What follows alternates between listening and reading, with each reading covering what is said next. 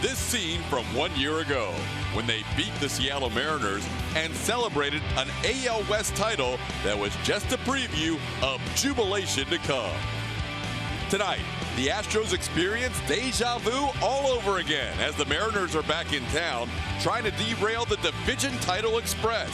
It's crunch time in Crush City. Astros, Mariners, next. Swing and a miss, strike three. Deep to center field. This ball's crushed.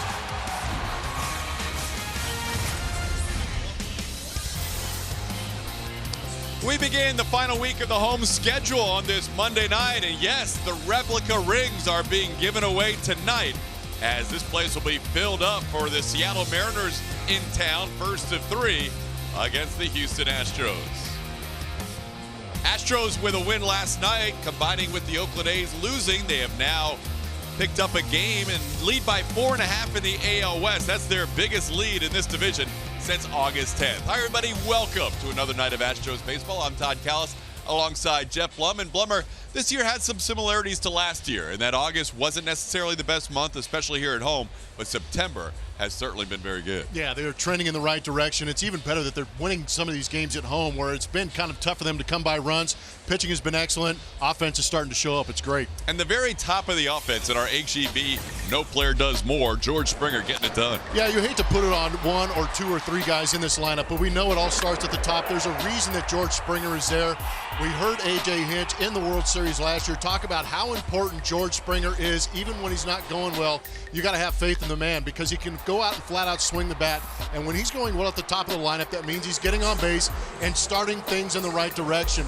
He gets on the base paths, proves to be successful at scoring runs when those guys behind him are getting those hits also. So the Astros take on the Mariners tonight. It's always good when magic numbers are down to single digits. The magic number for the division is 9. To get to the playoffs, it is 3.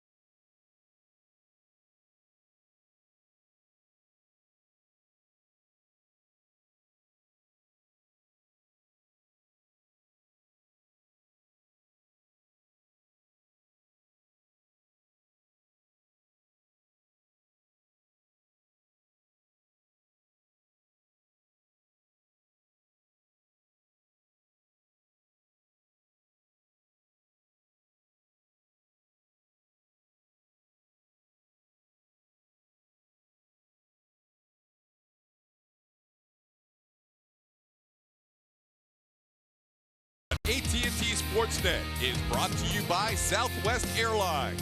Low fares, no hidden fees, that's transparency. And by Buick. Visit your local Buick dealer. Astros have a magic number of 3 to clinch a second consecutive playoff berth. When we come back, Julian Morales will talk about the team's attitude.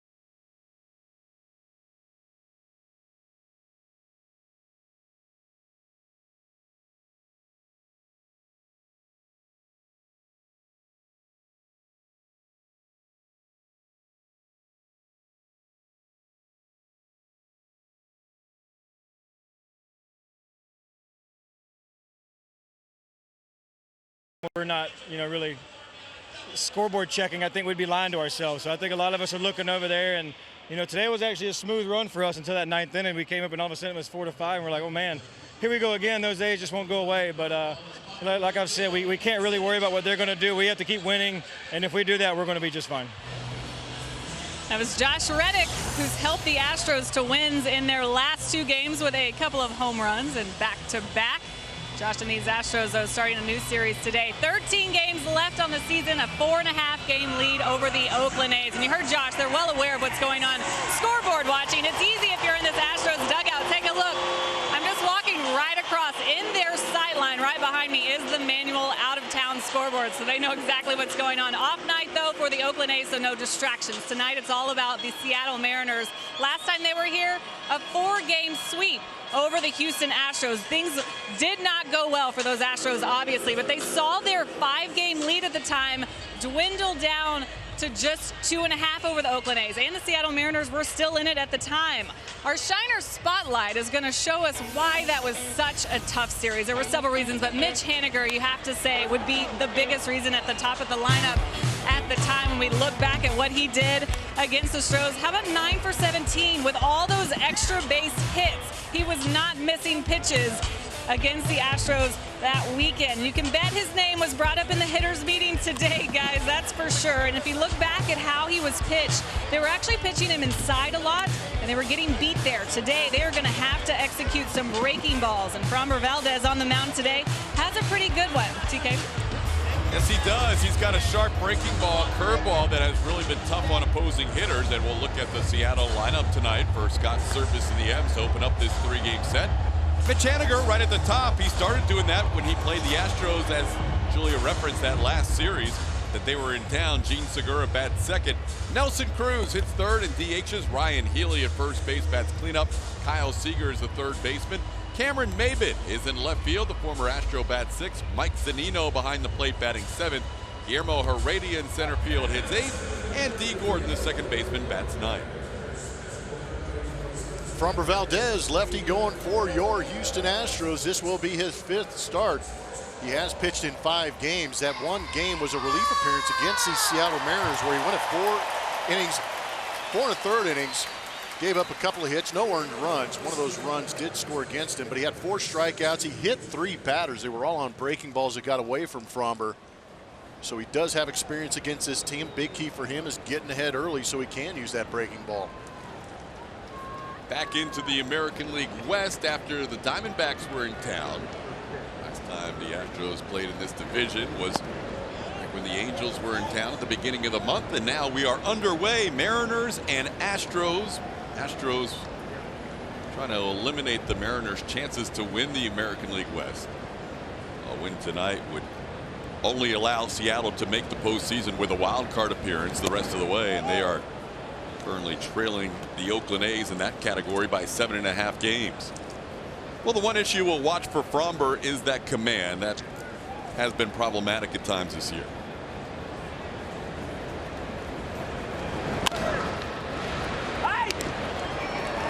Pitches grounded foul.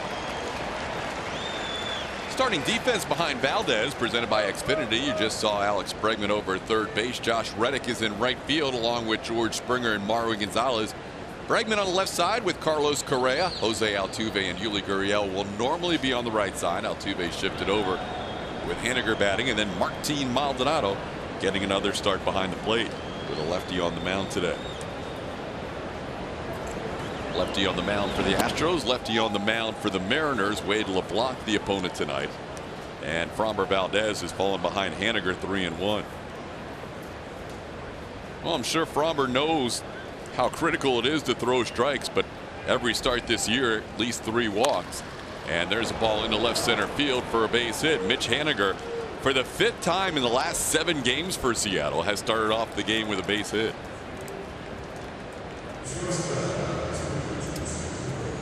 First 3 games for Framber Valdez involved 2 starts, and you see the first strike percentage at 55%. Hard hit was down. The opponent slugging was at 125. His first pitch strike goes down. That means he has to throw more fastballs and hitters counts. Therefore, that hard hit percentage goes up, and so does the slugging percentage. At some point, it's going to backfire, and it did on him last start. 13 walks in his 4 starts. And he allowed 1 run in each of the first 3, and then 4 across the plate against the Tigers at Comerica Park. Here's Gene Segura hitting 300 against the Astros this year, 308 overall, which is good for 5th in the American League. 167 hits is tied for 4th in the AL. And Framber, to the first 2 batters tonight, has started 2-0.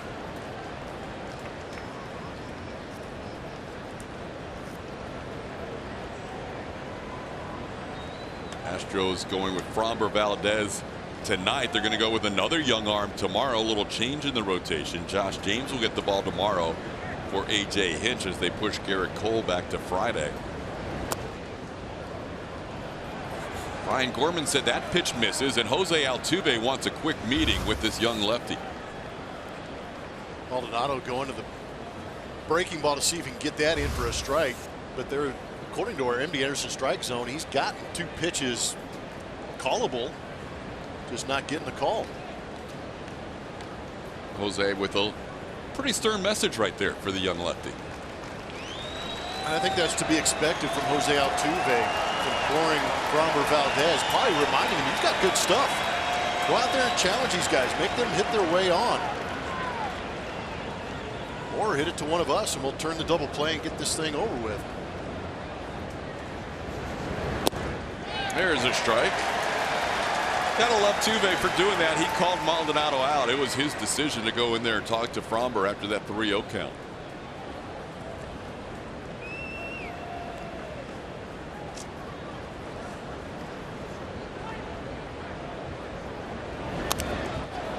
Now he's back to a full count after being down 3-0.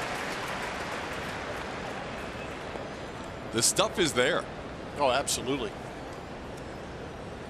I just think sometimes that 2-seam run that he has gets a little tough for him to control, and I think if you're a young pitcher and you have the movement that Fromber does and you try to spot it, it gets a little bit tougher to throw strikes. If you just let that thing over the middle of the plate and let it run away from the right-handed hitter, he might be a little bit better. Checked his swing on a pitch outside, and that'll be the first walk of the night. So an opening hit by Haniger followed by a walk, and the Mariners have the first 2 runners on. I'm gonna bring up Nelson Cruz. You can judge at home on our Matches Firm Super Mode. Did he go? Ooh, borderline.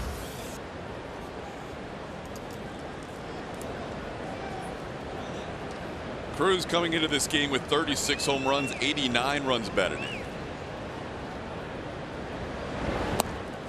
And Nelson takes a curveball outside for ball 1. That's 3 straight out of the zone to start at bats.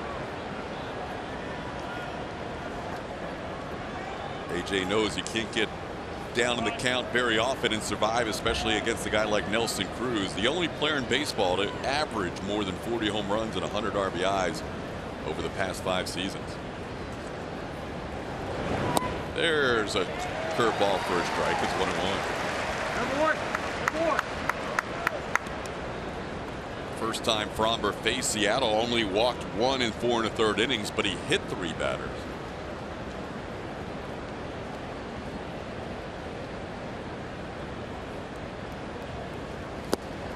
Swing and a miss, 1-2. That's that two-seam run that we like from Fromber Valdez. See Maldonado not set up on the corner, basically right down the middle of the plate. Man, let that ball run away. That was beautiful. That's almost like a slider from a right-hander. It has that much movement. 92-mile-an-hour Scroogey. Right? And then he goes back to that. Back-to-back pitches. That's what makes Valdez so tough. Like, it's one of the best hitters in the game. No, you're right, TK. Running fastball away that he swings and misses on, and then the power curveball down and in for the swing and miss. You're trying to cover velocity, movement, and then you're trying to cover distance, which is the width of the plate with that breaking ball breaking down and in. Now he'll face Ryan Healy. That's a big strikeout right there, keeping runners on first and second. Healy comes in batting .245. And he takes a pitch on the inside corner for a strike.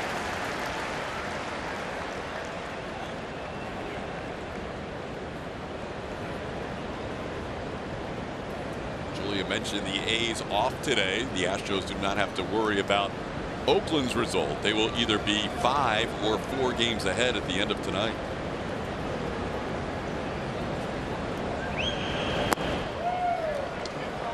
Pitch down the zone. So far, we have not seen Brian Gorman give him that pitch at the knees. Pretty close to the first one.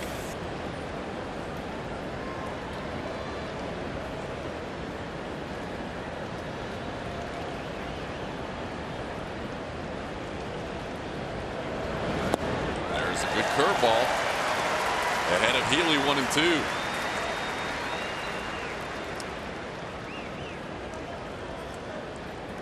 Seen Fromber in a handful of games, but the ground ball percentage is also a pretty impressive number for Fromber. Coming into this game at 68.8%. Ground ball rate is kind of nice, and it's kind of encouraging because he's had to pitch out of some damage with runners on base.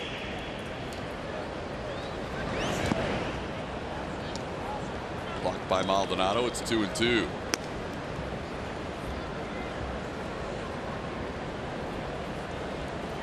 Fromber was the first pitcher in franchise history to go at least 4 innings in his first 4 major league games, allowing 1 run or fewer. First one out of the bullpen against Seattle, next 2 against the Angels as a starter, and the 4th against the Twins. Swing and a miss. It was not a very confident swing by Healy there on that 2-2 offering, and Valdez with back-to-back strikeouts.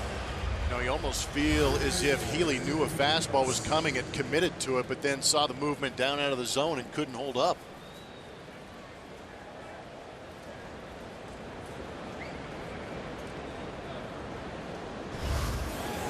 So now Fromber faces Kyle Seager. Seager's done a nice job this year facing left-hand pitching. He's hitting .219 overall, but against lefties .254 with 35 runs batted in. Tried to hold up, but that's a strike. Great pitch. You are seeing all in one inning why this team gets so excited about a young lefty, Fromber Valdez, and at the same time how he can be frustrating to watch when he falls behind like he did the first couple of hitters. No, sometimes these rookies with electric stuff can be roller coaster rides because you know the stuff is there. It's just a matter of commanding it, being consistent with it. Last start, he left after 4 innings, throwing 92 pitches in that outing in Detroit. That's an average of 23 pitches per inning. He's about to make his 23rd pitch of this inning. Yeah, that was an ugly line. Most notably, the 4 walks to 3 strikeouts in that game in Detroit.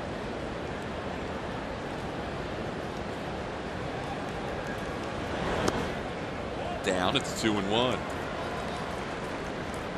A lot of it's trust, yep, too, for me.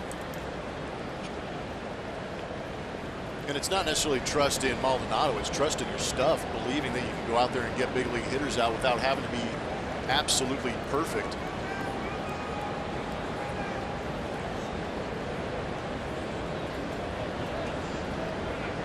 Well, the other thing, you want to keep your defense on their toes, and when you get a lot of deep counts, sometimes they can get on the heels a little bit.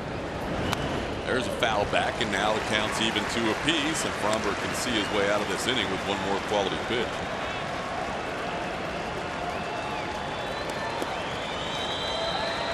Sellout crowd. Watch the first 2 Mariners get on base and then watch the next 2 strike out, and they are looking for a 3rd in a row here.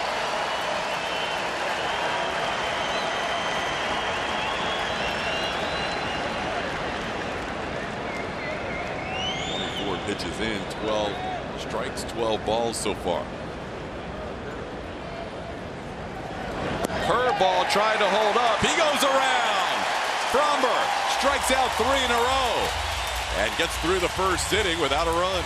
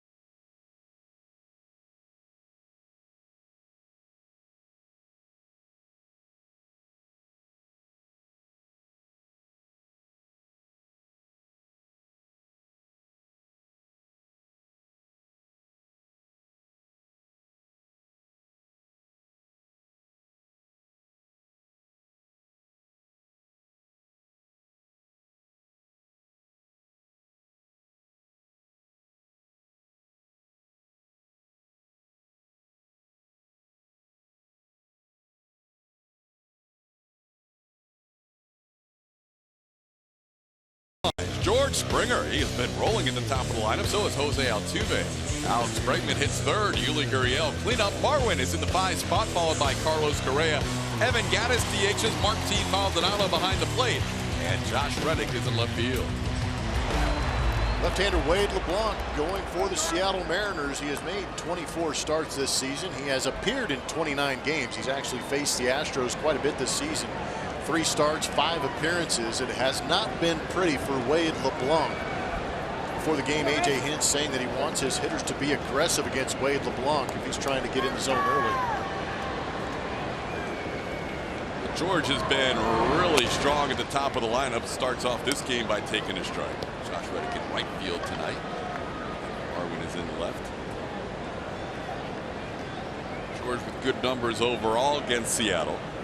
This team, this lineup tonight facing Wade LeBlanc, overall 27 of 71 in their career. That's a .380 average with 6 home runs.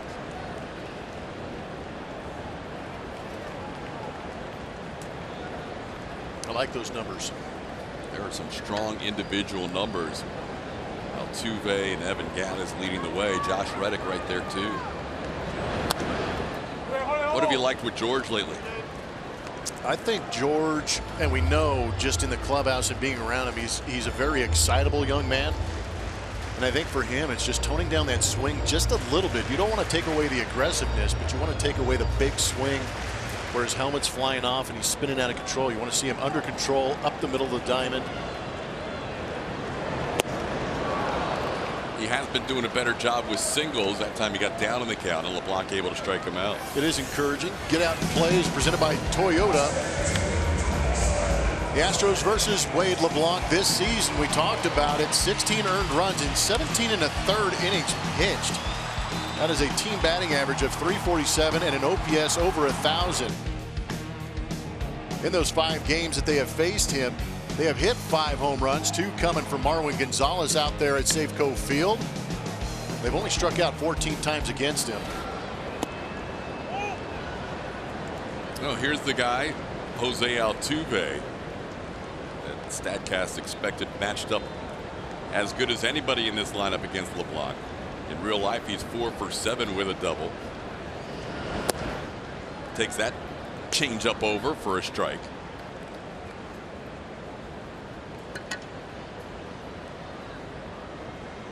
LeBlanc not going to throw very hard tonight. Used to throw a slider, but now he's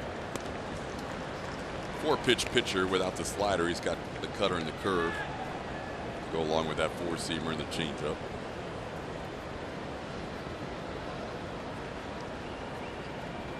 Yeah, we talk about Fromber not having to be perfect with his velocity and movement and a very good curveball. Wade LeBlanc is a little bit of the opposite. He's got to be accurate and do a good job of mixing his speeds on his pitches to keep these hitters off balance. But so far this season, it's been advantage Astros. They've taken a lot of pitches from Wade LeBlanc and going right back at him. 3-1 pitch misses with that fastball, and Jose Altuve draws a walk with 1 out. Good job not expanding. And here's some of the pitch usage that we were chatting about with Wade LeBlanc. The fastball 33% of the time, changeup 32, cut fastball at 27. So basically 3 pitches. But you can see the average against him. The fastball at 417. That's why he doesn't want to fall behind and why the Astro hitters might be a little bit aggressive early in the count if they do get that fastball. He loves trying to get ahead so that he can go to the changeup. He did not get ahead of Altuve. He did get ahead of Springer. So far we've seen a strikeout and a walk. Here's Bregman. Bregman going after the first pitch and fouls one back. I would expect Alex to have a relatively big series against Seattle just because Arizona finally left. They really didn't give him many pitches to hit. They pitched him very, very carefully. Extremely, probably the most careful we've seen any team in the league this season pitch, Alex. Actually intentionally walked him twice, his first 2 intentional walks of the year, and walked him 5 times overall. And those 5 walks, and it's a credit to Alex, you know, his ability to command the zone and not expand. But there were a couple of pitches that he admittedly said that he chased a little bit, trying to do too much. This is a classic pitcher too, is a little bit below what you say is like hitting speed. Yeah. That you really have to be patient with. And Alex pops one up on the infield. Segura and Seager, it's the shortstop for the second out. That's that cut fastball, just a slight little late movement to it, in on the hands. I'm gonna bring up Yuli Gurriel. Yuli's been good, especially at home lately. The last 6 home games, batting .333 with 8 runs batted in. Probably not a year where Yuli's going to threaten 300 with just 2 weeks to go, but he can still set his career mark in RBIs. 75 last year. He's at 74 this year, and he ropes one into the crowd on the first pitch, a slow curveball at 72 miles an hour. Astros were watching a slow curve yesterday from Zach Greinke from the other side. The righty threw a lot of sub 70 mile an hour curveballs. LeBlanc usually in the low 70s when he breaks off the curve. And there is that changeup that he likes when he gets ahead of the count. 54% of the time, 0-1 count, he will throw that changeup. And if he gets to 0-2, it goes up to 60. You talked about him throwing under hitting speed, and that's usually based on the fastball. So mentally, as a hitter, you get a guy that's throwing under that average speed. You almost mentally sit changeup, and then you have to sit changeup on top of that when you face a guy like Wade LeBlanc. So it's tough to slow some of these hitters down, especially this day and age when so many pitchers in the big leagues are throwing so hard.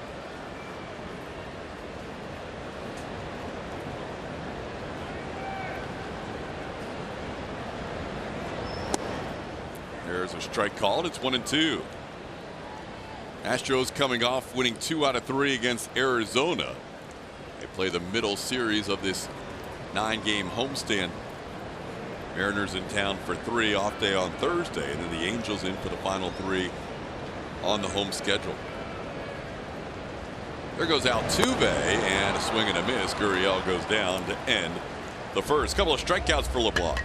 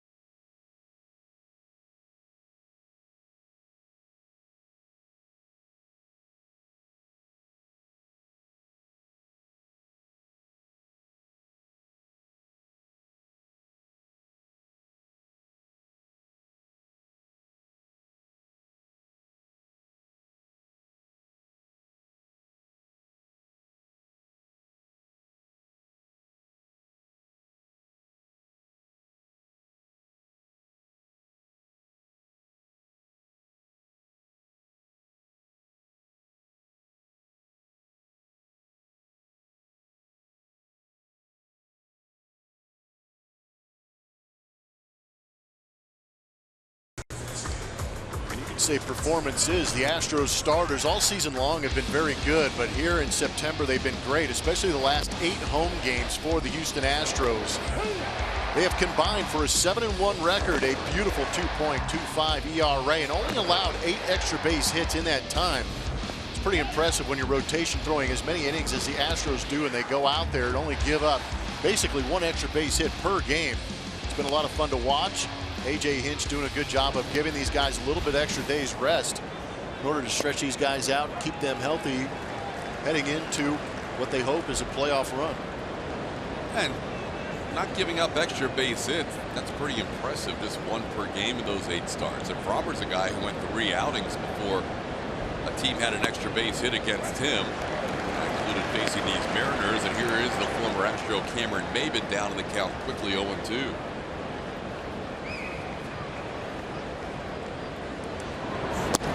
Called third strike. 1-2-3. Valdez, who struggled with his command early, 6 of the first 8 out of the zone, dotted up on Maybin. Yeah, I kind of like that sequence. That is beautiful. He has more strikeouts than he did in his last start against the Tigers. 4 strikeouts in an inning and a third. Here's Mike Zunino. He puts one in play to right field. Josh Reddick eases back and puts it away for out 2.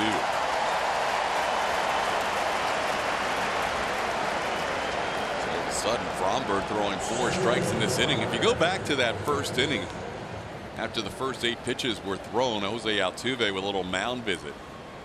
Since then, Fromber has thrown 15 strikes to 6 balls. After the first 8 pitches, 6 were out of the zone. It's the Altuve factor.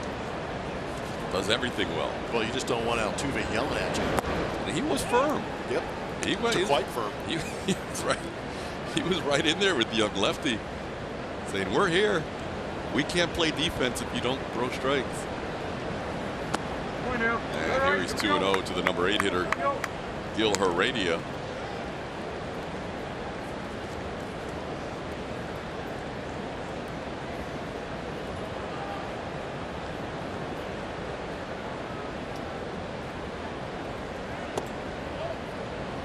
And 3-0.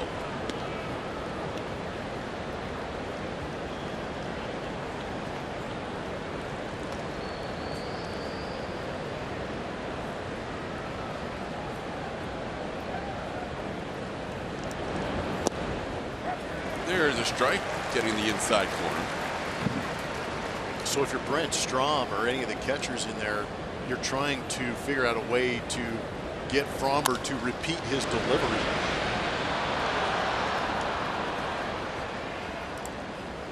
That seems to be the key. Yeah, just that release point. Because when it's right, it's outstanding. It's just maintaining it. Heredia base hit on a 3-1 pitch. Both of the hits tonight for Seattle have come on 3-1 deliveries. And that'll bring up D. Gordon. And it's tough to figure it out from up here, but sometimes it can be a lack of focus too. D. Gordon is the first hitter Framber Valdez faced in his major league career. Framber pitched in the game in Seattle coming out of the bullpen after Brad Peacock started the game and faced the first 8 hitters. Valdez came on to face Gordon with 2 runners on and 2 outs. First batter he ever faced in the big leagues, and he got Gordon to fly out to right. He would then hit D the next 2 times on breaking ball.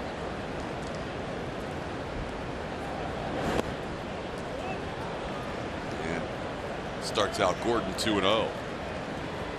Well, we've seen the yin and the yang both innings so far from Fromber. Last inning started out shaky, improved as it went along. This inning, 4 straight strikes. And yet he starts the 8 and 9 hitters off 2-0.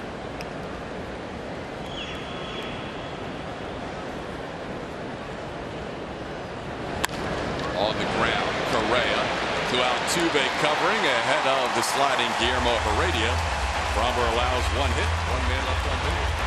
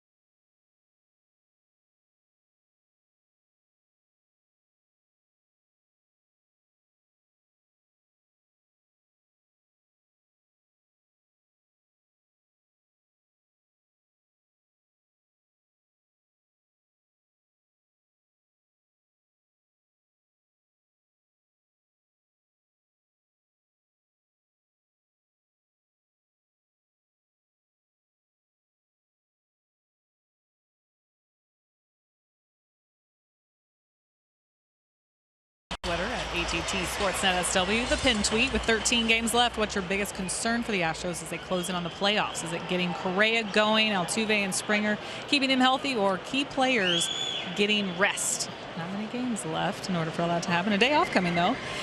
Talking about this offense, guys, as Correa digs in here, the guys really liking what they saw from the club the last 2 wins over the D-backs. Even Josh Reddick saying, to get a guy like Zach Greinke and our approach against him, it was just a really good sign. We have that pass the baton mentality, but a lot of guys saying we just all had good plans, guys at the top setting the tone and capitalizing on some of the mistakes made by the Diamondbacks. So they hope to continue that through the rest of the season, TK. Yeah, good points, Julia. That dozen hits back-to-back games, that's a good sign.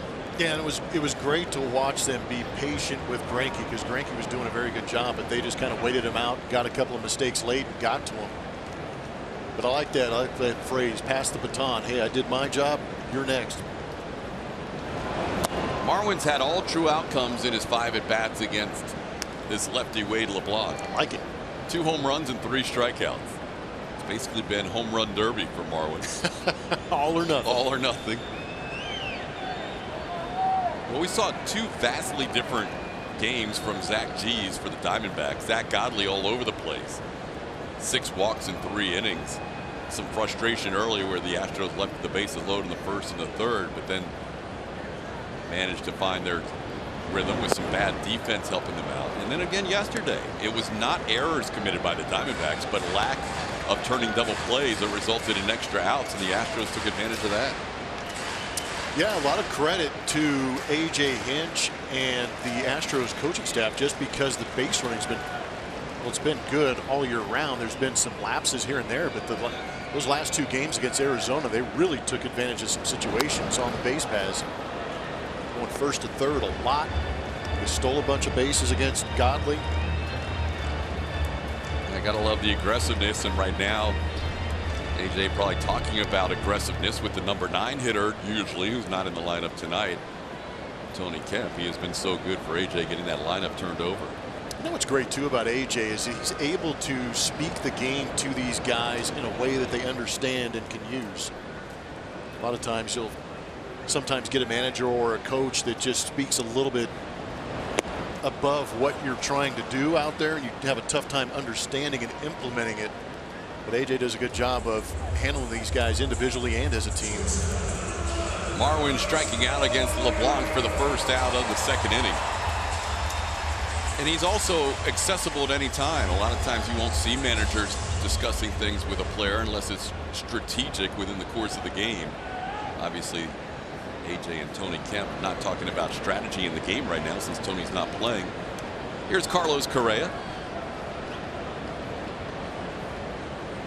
Correa fouls one away. I like the aggressiveness from Correa. Well, he's reaching 8 straight games. We're seeing small signs that things are coming around. StatCast AI powered by AWS. You can see that Carlos doing a little bit better job of going up the middle, staying away from pulling that ball towards Kyle Seager. Mariners slightly shade their center fielder Heredia towards right. That is kind of consistent with Correa's approach at the plate. And I believe that's because the barrel's been under the baseball a little bit too much, creating a lot of pop flies to that right side.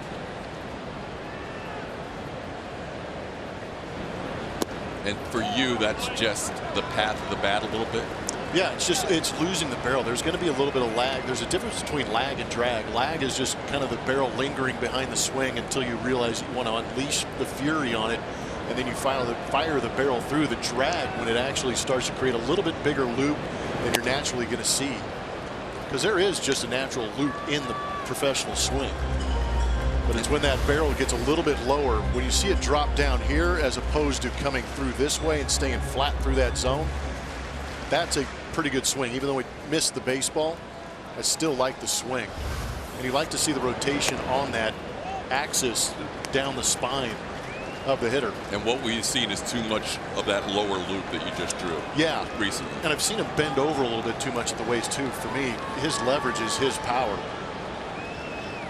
Well, he's seen 5 pitches so far in this AB.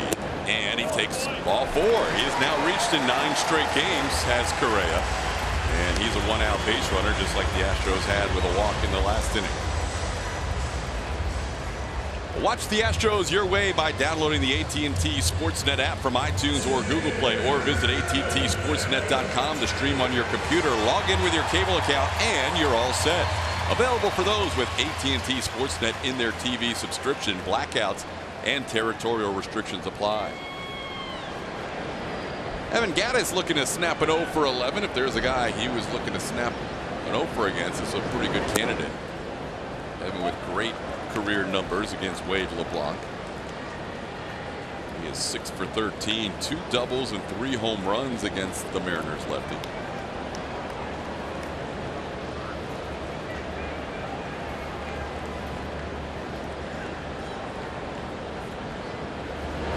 And he hits one hard, but gloved by Seager at third to second for 1. The Mariners able to turn a double play to get out of the second inning.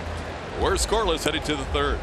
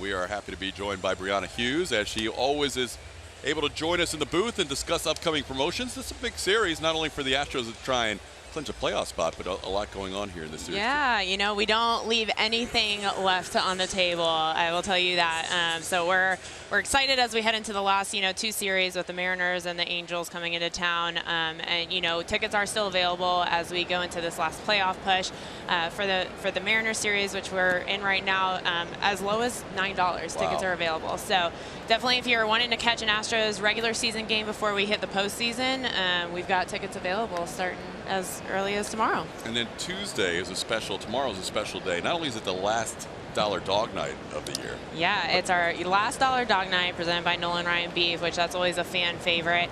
But in addition, we've also added our Justin Verlander T-shirt Tuesday promotion. So, the popularity of Strozone, the T-shirts are a really fun fan favorite. The thing with Strozone is that you have to buy a ticket within the mezzanine section. So the cool thing about T-shirt Tuesday is that anyone with a game ticket can just purchase that $10 add-on voucher and get that Justin Verlander T-shirt. And we haven't done a JV T-shirt this year, so what better time now? He just got Player of the Week, and we're pumped to be able to celebrate that tomorrow. Worked out perfectly, like a marketing dream. Like you guys planned it. Like we planned it. We chatted with Justin and let him know, hey, we've got this T-shirt coming up. Step it up. Yeah, step it up so that builds it up for more than just a T-shirt, but no, it's been fun. So fans can check that out at astros.com/T-shirt. Strikeout for Framber Valdez, getting Mitch Haniger on 3 pitches. That's how he started the last inning, getting a 3-pitch strikeout. So Verlander, it's amazing that you can go into mid-September without a guy like Verlander on a T-shirt, because this team has so many stars to choose from. But that leads us into the weekend. We got a lot going on over the weekend, too. We do. The Angels series, like I was saying earlier, tickets are still available. They start as low as $20 for, that weekend series. So fans can check out that as they're going to try and get their tickets as we lead into the postseason. But Friday, they're always busy for us. And we have our annual AT&T Sportsnet Astros Foundation charity game on that Friday. So that's always a good event for us. I mean, it goes to a good cause. This year we're supporting the Sunshine Kids and the Candlelighters Foundation, which are two great organizations involved in childhood cancer, which, as you guys know, September is Childhood Cancer Awareness Month, so it ties in really nicely, and we're excited to launch that charity game for Friday. Framber Valdez facing Gene Segura, and fans can purchase 3 different level bags for this charity game. Yeah, right? So there is an MVP, there's a VIP, there's an MVP, and then a Cooperstown bag. So each one of those come with different things. The VIP comes with 2 tickets to a 2019 game, a hat, t-shirt, autograph ball from a 2018 team member.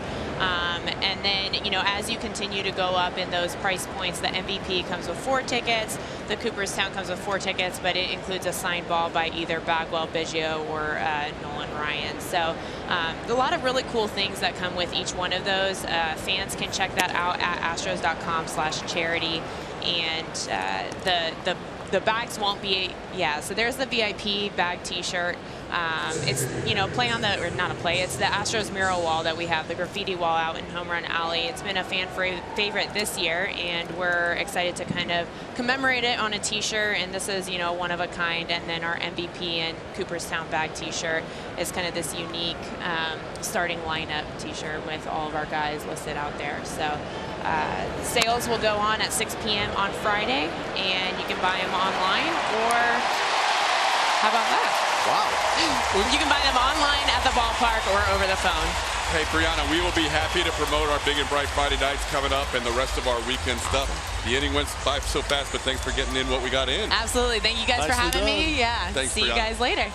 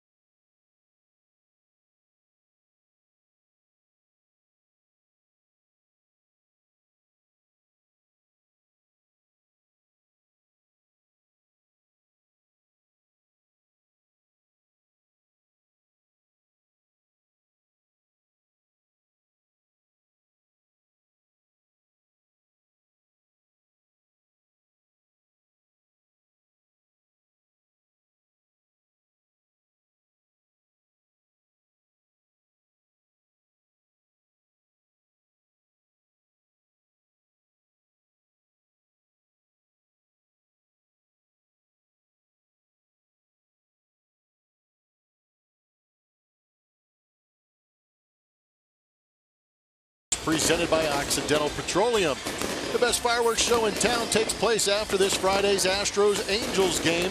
Visit astros.com/Friday nights for tickets. They did a Twitter contest to find out what the music would be for that Big and Bright Friday night. Really? Yeah, Texas Country won. There's a shocker. Earth, Wind, and Fire was in the running. 90s Alternative was in the running, but it was a Texas Country winner on the social vote. That'll be coming up on Friday night with the Angels in town, the last Big and Bright Friday night of the season. Here's Martin Maldonado facing Wade LeBlanc. Framber Valdez, a 9-pitch third inning, getting a double play off the bat of Nelson Cruz to end that inning. And now the Astros bat in a scoreless game in the bottom of the third. LeBlanc has walked a couple of batters. He also picked up an inning-ending double play last inning. And Maldonado drills one to left, but right there is Cameron Maven. Maldonado scorched that ball. to the Mariners left fielder for the first out. Well, that'll bring up Josh Reddick. Hear a lot of woos here in Houston, and he has made fans happy the last couple of games with home runs in back-to-back contests. First time Josh has gone back-to-back games with a home run since the 4th and 5th of July.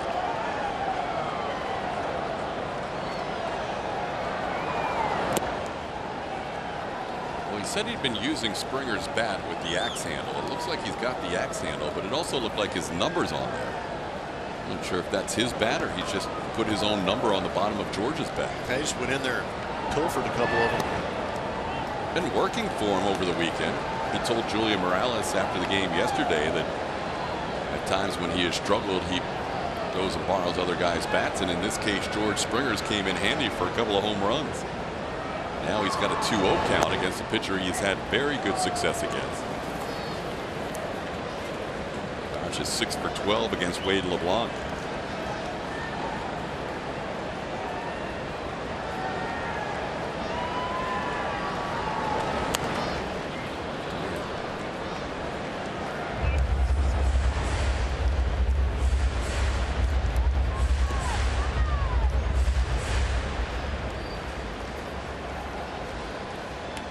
In addition to the final big and bright Friday night of the season with the pregame happy hour and the fireworks afterwards, it's a special Strozone t-shirt this Friday. Brianna mentioned Justin Verlander put on a t-shirt for the first time this year. Also, the Great White Shark will be on a t-shirt in the Strozone Friday. That's what I'm talking about. First for Tyler White. So JV tomorrow t-shirt, and then the Great White Shark in the Strozone on Friday. Shark getting a day off today. You've got to let the Shark rest every once in a while, and Evan Gattis getting a start. Hey, he's been chomping away. There he is with Miles Straw, who has appeared in one game with the Astros as a pinch runner and also played some defense. Has not had a plate appearance in the big leagues. Josh hanging in there at 3-2. To every Strozone game at Minute Maid Park, you probably had a pretty strong wardrobe collection to choose from. That wasn't Dream Crushing one of the recent ones. Dream Crushing was a good one. I can go back to last year with the Game of Thrones with Carlos Correa on it. Some good ones out there. Into center field, coming on Heredia, and he'll get there. Heredia, good defensive outfielder, puts it away for out number 2. It is time to play Name That Astro, brought to you by Nissan. Here are tonight's clues. Blue Jay Way, 3rd round pick by the Astros, master of the Trident. So tonight's Name That Astro, send it in to @ATT Sportsnet SW. Back to the top of the order we go, and here is George Springer.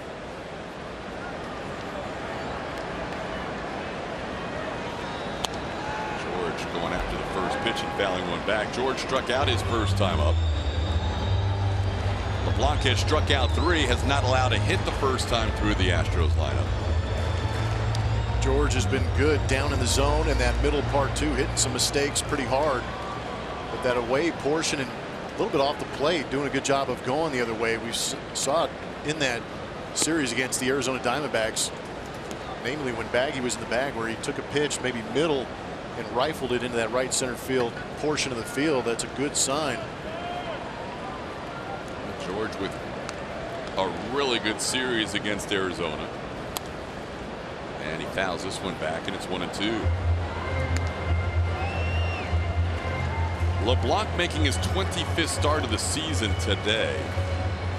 And he becomes the 5th Mariner to make 25 starts or more. That actually hasn't happened very often for them in their franchise history. Just the 4th time the Mariners have had 5 pitchers make at least 25 starts. Most recently 2006. It speaks to the fact that they have had trouble keeping their starting rotation healthy in recent years. Well, the 2 contending teams for the Astros in the American League West, the Los Angeles Angels of Anaheim and the Seattle Mariners, having a really tough time keeping their rotations healthy. That's been a big key for both those teams not being able to take over the Astros, I believe. Astros have been involved in some key games with the Mariners this year. Maybe one of the most important came at the end of July. Seattle won the first game of that series at Safeco Field and had a chance to move to within 2 games of the Astros, but the Astros won the next night and then the final game of that series to push the lead to 4. That would eventually grow to as many as 8 before the Mariners came in here for a 4-game sweep to cut that deficit to 4. But they have not been any closer, have the Mariners, than 3.5 games since that sweep of the Astros. George, after getting down the count, now has the count full. You see LeBlanc trying to get him to chase outside and not getting any swings.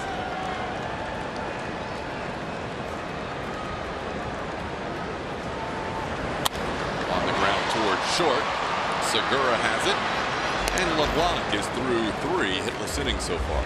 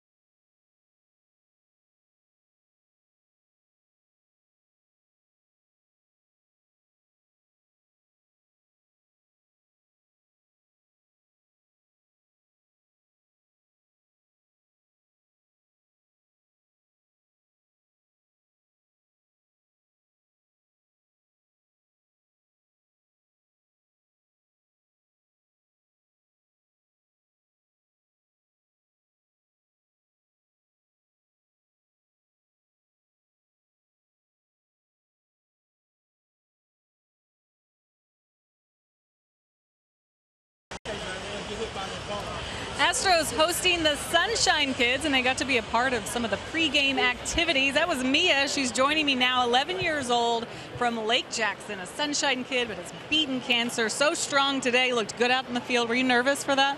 No, not really. You were excited? I was excited. It's my first time, and I really enjoyed it. Awesome, great. Well, tell me a little bit about Sunshine Kids and what it means to be a part of that group.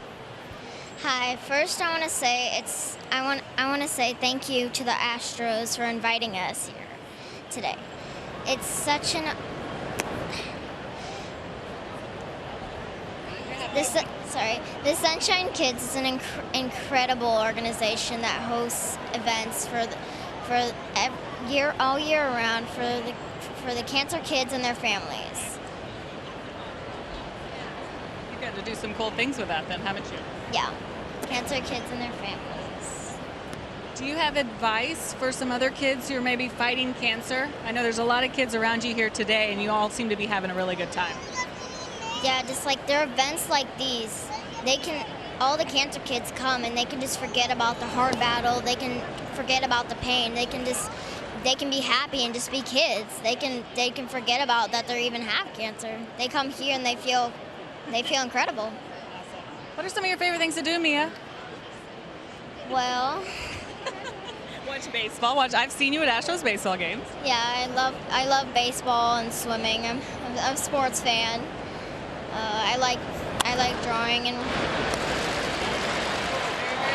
Well, it's good. I'm glad you guys are here. There's a huge group of you guys. Again, Sunshine Kids, as she mentioned, supporting the families of children that have cancer, right? And you get to do some fun events as well. You have one more thing to say? September is Childhood Cancer Awareness Month. So please open your hearts and donate donate to Sunshine Kids. For no kid should fight alone. Thank you very much. Remember to wear yellow too, right? Got that yellow ribbon on. Awesome. Thank you so much, Mia. Enjoy the game. I'll see you at the ballpark around. Thank you. All right. Over to you guys. All right, Julia, great job, and thanks to Mia for sharing her thoughts with us tonight. Love when she said, this is great going to the ballpark. We can forget that we have cancer and just watch baseball and enjoy life. Absolutely. It is a beautiful thing to have those kids out here, and Craig Biggio for years has done a really good job with the Sunshine Kids organization, so much so that his retired number here is up in the rafters with that Sunshine Kids logo on it. But God bless all those kids in the stands. Enjoy that game. Love that sign, cancer free. A lot of fans in attendance tonight, and Julie introducing us to Mia, and there's what Blummer spoke of, the retired number with the Sunshine Kids logo. Kyle Seager takes a pitch just off the plate. Ryan Healy started the inning by grounding out to Carlos Correa in the shift. Bregman, Correa were about 8 feet apart and went just to the right of Correa. Alex probably could have made the play as well, but a little closer to Carlos. 3-1 the count. So far for Fromber, he's walked a couple and allowed 2 singles. Struck out 5. His 5 strikeouts matching his career high over his first 4 starts. He struck out 5 Twins back in his 3rd start of his career.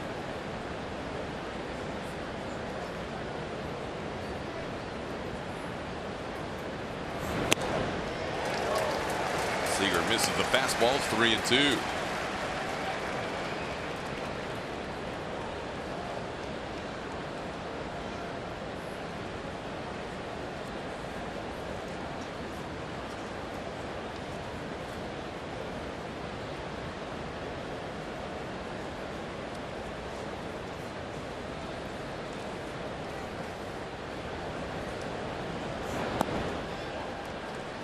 And ball 4. That'll be the 3rd walk issued by Valdez in every start so far this year. He has walked at least 3 with 3 walks tonight.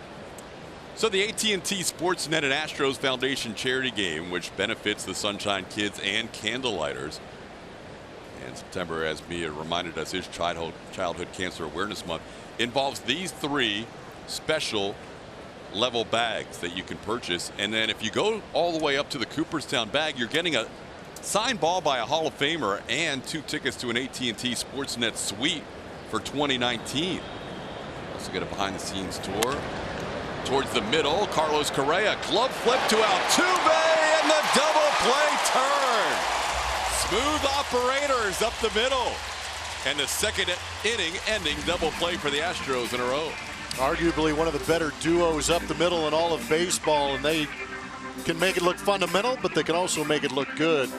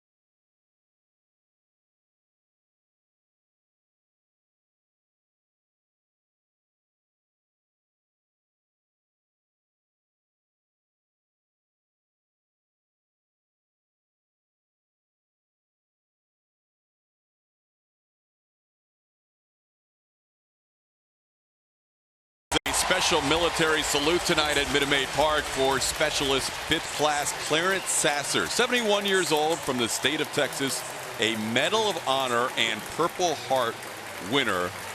He was a combat medic in Vietnam, and nice honor before this inning started. Oh, it was beautifully done. I believe he had that Medal of Honor around his neck. That was great to see. Not imagine what it means to be a combat medic in Vietnam, and the stories he must have as Jose Altuve leads off the bottom of the 4th inning. Altuve, one of 2 base runners for the Astros in this game. He drew a 1-out walk in the 1st inning. And he sends this ball high in the air to left field. Cameron Maben didn't have to move very far for this and puts it away for the 1st out. Power Play is presented to you by TXU Energy, and it is Alex Bregman. Last 8 home games, 8 extra base hits, 8 walks, 10 RBIs, continuing to contribute to this Astros offense. And he is the leader of this offense this season, leading in home runs and RBIs, but he's also done a very good job of swinging the bat here in front of the Minute Maid patrons that show up to watch these ball games here. Alex starting his 81st game in a row. That's half a season continuous without a day off since June 13th. He continues to put up huge numbers. LeBlanc's a guy we mentioned. A lot of Astros have good numbers against LeBlanc. Alex, they're okay, but compared to his teammates, they're not great. He's 2 for 10 in his career against LeBlanc with a single and a double. He can change that pretty quick. Yeah, he can. Popped up his first time up, down in the count here, 0-1. Is he almost too quick for a guy who throws below hitting speed? You know, we talk about, and Baggy's talked about it too, that he is so quick and he's so quiet at home plate. There's not much head movement. There's not many, there's not many parts of his swing that get out of control. So he sees the ball for a very long time when a guy's throwing 95 plus. He's also seeing the ball an extremely long time against a guy like Wade LeBlanc. So yeah, you're going to see some swings like you just saw on that foul ball where the bat head gets out in front of that pitch a little bit. Takes one off the plate, 1-2.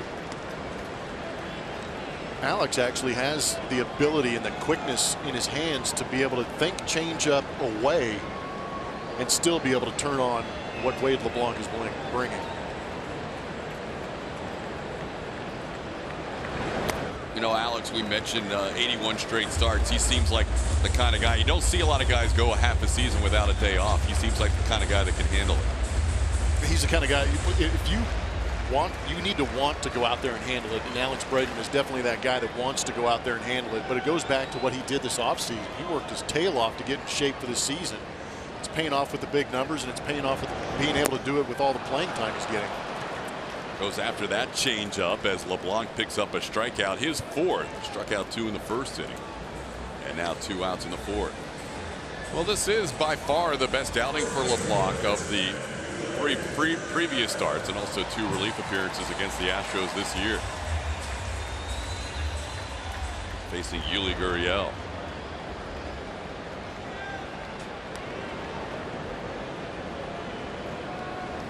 Yuli struck out on the changeup his first time up. LeBlanc got Alex on the changeup. Starts Yuli off with another changeup in this at bat and misses for ball 1. LeBlanc's been better his last 4 starts, facing Arizona, Oakland, Baltimore, and San Diego.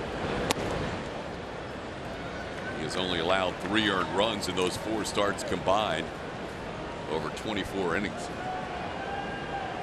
Tonight, so far, 3 2/3 hitless baseball. Gives Yuli a 2-0 change piece for a strike. It's 2-1.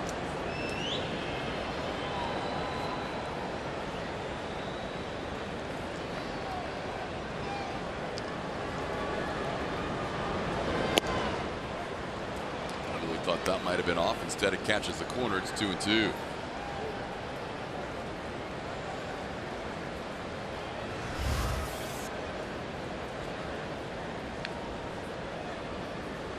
Yuli might have had an argument there. Yeah. That's unfortunate. You do a good job of laying off a pitch and it works against you.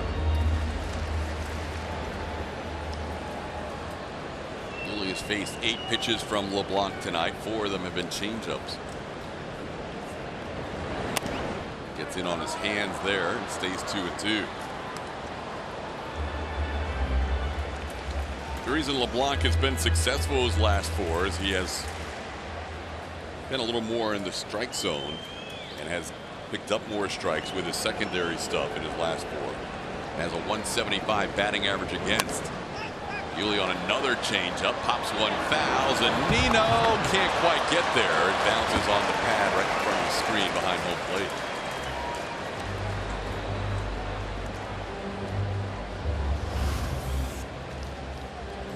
Thankfully just out of the reach. Always tough on the road to try and figure out how quickly the stands are going to come into play. Good camera work.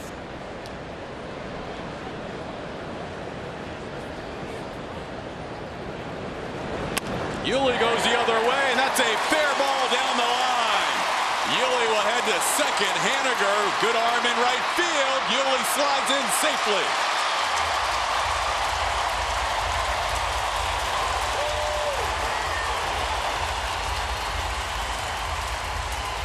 There you go. The Astros finally break the seal against Wade LeBlanc.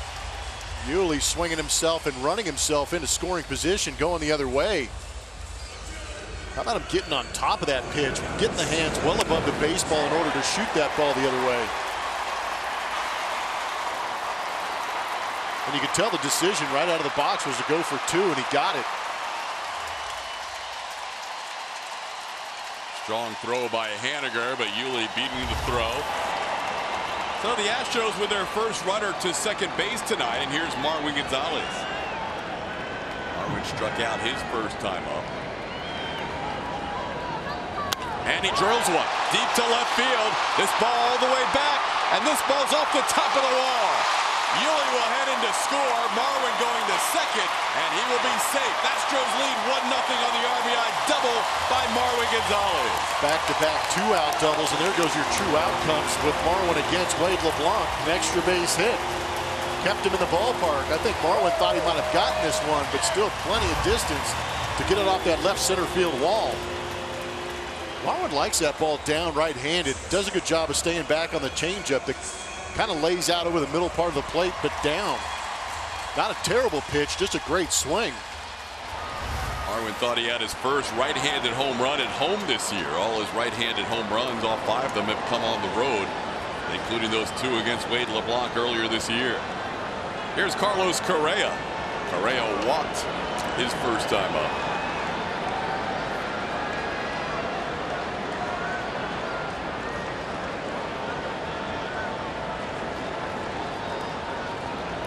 Marwin almost kept his true outcome. He sure gave it a shot, didn't he? He has 4 strikeouts, 2 home runs, and now a double off the fence.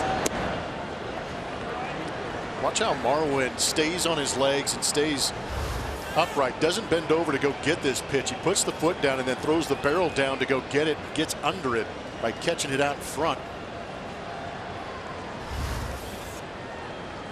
A double by Yuli, followed by a double by Marwin, and now Correa bats.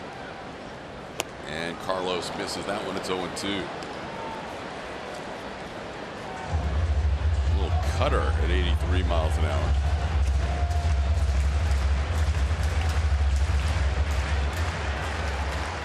Correa walking his first time up, reaching base for the 9th consecutive time. Now Carlos in an RBI opportunity.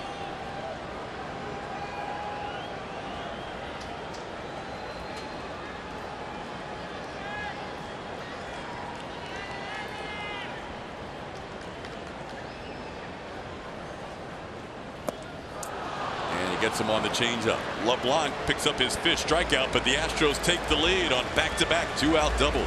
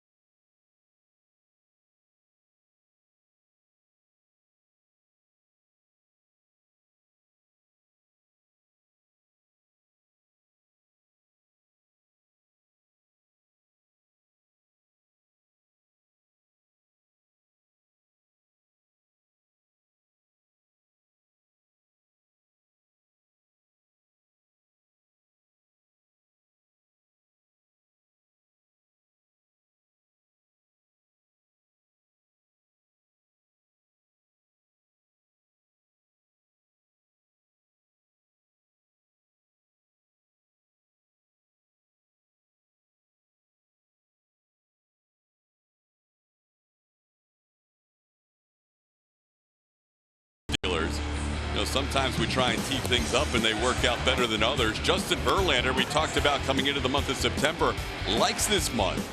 And he has paid it off for us with 3 starts so far. And he's been around long enough to understand that September is a big month. It's how you finish. And Justin Verlander in his career has finished very strong. Got a little rocky there in August, giving up some home runs, but he's worked right back into shape. Last 3 starts in that month of September have been superb. Wins American League Player of the Week. And Blummer, if you go back to last year after he was acquired, wow. Yeah. 8 starts. Kind of run out of things to say other than just wow. 72 strikeouts in 55 innings, and that opponent batting average at 155. And he is a guy who has finished strong in his career. He's having a great month again this year. He'll get 2 more starts. And he and Garrett Cole will pitch back-to-back the next time around, as Cole got pushed back to Friday, and he'll pitch in front of Verlander Saturday against the Angels. Tomorrow will be another young arm, Josh James, as tonight the lefty Framber Valdez has all of a sudden found the strike zone with a little more consistency. That's a good thing. Nobody wants Altuve yelling at him, and I think he made the adjustment. But how about the fact that AJ Hinch is going with Framber Valdez to start this series and backing him up with Josh James? 2 rookies starting ball games down the stretch here in September as we speak about Justin Verlander finishing so strong in his career and doing it again in an Astro uniform. A lot of confidence in those young arms as Zunino thinks he stayed alive, and he does apparently. Huh. It's a good curveball. AJ asking why that was not a strikeout. Apparently he caught a little piece. Tough to tell on that angle. Possibly. I don't know. I think he may have gotten away with one there. The Emmys are tonight. They are. They have won one with that swing. 1-2 pitch. Ooh, how's he still in the batter's box? It looked like he struck out on the previous pitch, and now that one really close to being a called third. Yeah, wow. Mike Zunino should be Struck out twice. Yeah, he's already got 2 strikeouts, and instead it's a 2-2. Did he get the hat trick in one swing? I mean, in one at bat? If he strikes out on a wild pitch, then you know he's living right. Yeah. There we go. Framber got him finally. Struck him out 3 times in 1 AB. Congrats. And that is a new career high for the young left-hander Framber Valdez. That's 6 now. And the first out of the 5th. Well, he threw first 3 batters. Ball 1, ball 2. Missed first pitch strike to the first 3 guys. Now he's all of a sudden 13 of the last, or 10 of the last 13. As now he faces Gil Heredia. And that didn't miss by much. Yeah, that bottom portion of the zone is not there tonight. And Brian Gorman early on was not giving him the low strike, and you can see that one pretty much was right at the knees. That one's definitely out. It's 2-0. Heredia singled on a 3-1 pitch his first time up. Well, if you're Framber and your command has been an issue, and we mentioned 3 walks in every start, you need those close ones. Every pitcher needs them, but especially a guy who at times has trouble with the zone. Well, and you feel like that first pitch, it's borderline. He doesn't get the call, and then he bounces back and misses wildly the next couple of times, kind of almost as if he's aiming the baseball. Heredia, one of the 2 hits for the Mariners today, and there's a strike poured in. Framber right back out on the rubber, ready to go. He's getting the sign from Maldonado and in a pretty good rhythm tonight. And he misses there. That's walk number 4. He has walked at least 1 in 4 of the 5 innings. And Heredia reaches for the 2nd time. He's a 1-out base runner. Join the Astros Foundation and the Houston Police Department for the annual Badges and Bases H-Town Rundown presented by Chenier. This family-friendly 5K and 10K run will take place next Saturday, with proceeds benefiting both organizations. To register, visit astros.com/run. Now Valdez will face D. Gordon. He bounced into a fielder's choice his first time up.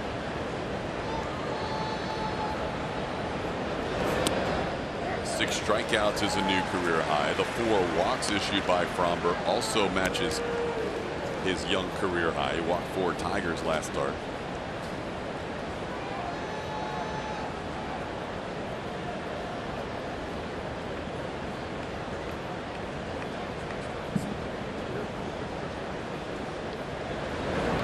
That one gets away from Maldonado and will send Heredia into second base. Only a wild pitch charge to Valdez.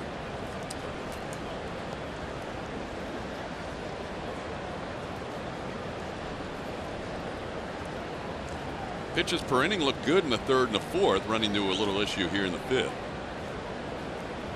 Yeah, with that wild pitch, taking the double play out of it.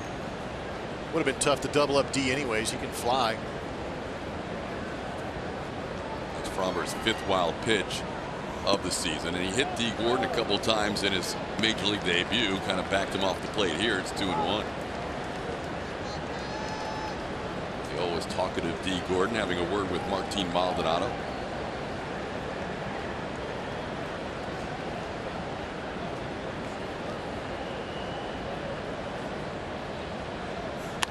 On the ground towards Correa. Heredia has to retreat to second. Carlos retires Gordon for out number 2.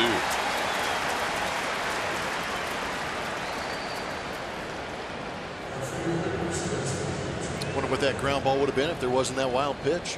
That was almost hit hard enough to get a guy like Gordon. That's what made me ask the question, because D. Gordon did actually hit that ball relatively hard. Here's Mitch Haniger. Haniger got ahead of the count his first time up. Hit a 3-1 pitch in a left field for a single.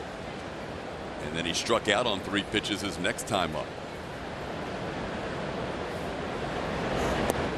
This one down and in, and not far enough away for Heredia to advance.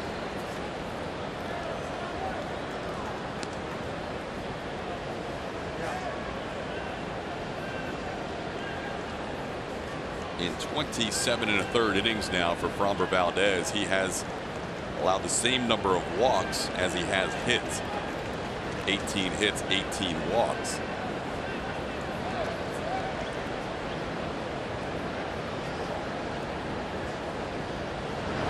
Is that good? The hits part is good. Does wonders for your whip, doesn't it? Well, his batting average 193 coming in, and only 2 hits tonight, but the free passes, 18 walks. He's hit 3 batters. He's unleashed 5 wild pitches. It has definitely been issues with Valdez at times finding that zone, and the consistency in and around the zone has just not been there for him start to start. Today he's at exactly 50% strikes. Now he's throwing more out of the zone than in the zone. He's 3-0 in Haniger. Changeup? Did he throw a changeup? First one ever? Scoreboard said 85 miles an hour, and he buried it, so that's the only reason I'm kind of curious. Strom's checking too to see if that was the changeup. Did he throw a changeup? Wow. I'm going to go with it. I'm going to say he did. It might have been a good spot with Haniger batting. You're already down 2-0. Well, why not? Mitch Haniger has been tearing up Astro pitching. That's the curveball. Didn't want to give in and give him that fastball. Joe Smith warming up now. Just made his first warm-up toss. Now his second.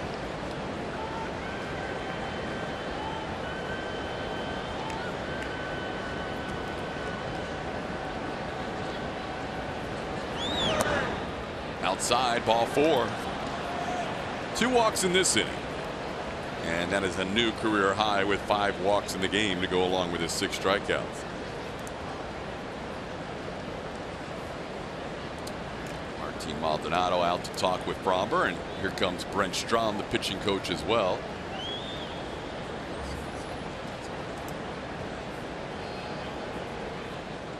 Brent Strom slow walking out there so Joe Smith can get a couple extra pitches in. I think last batter possibly here. Well, that's what I was trying to imagine, what, you know, how quickly Joe Smith can get ready, because I would imagine it would be for Nelson Cruz, because best case scenario is he gets Segura out, the inning is over. Worst case scenario, somehow he drives in a run or finds himself on base. And then with the bases loaded, you got to find somebody that's going to be able to go out there and throw a strike. He usually doesn't get too far past reaching that limit. Well, if that's the case and he'd like to qualify for a personal win tonight, he needs to get Segura. And he's walked Gene twice. 2 of his 5 walks issued.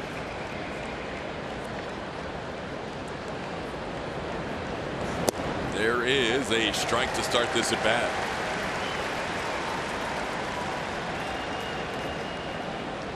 Segura had 1 of the 2 hits allowed by Fromberg in his relief appearance in his big league debut on August 21st.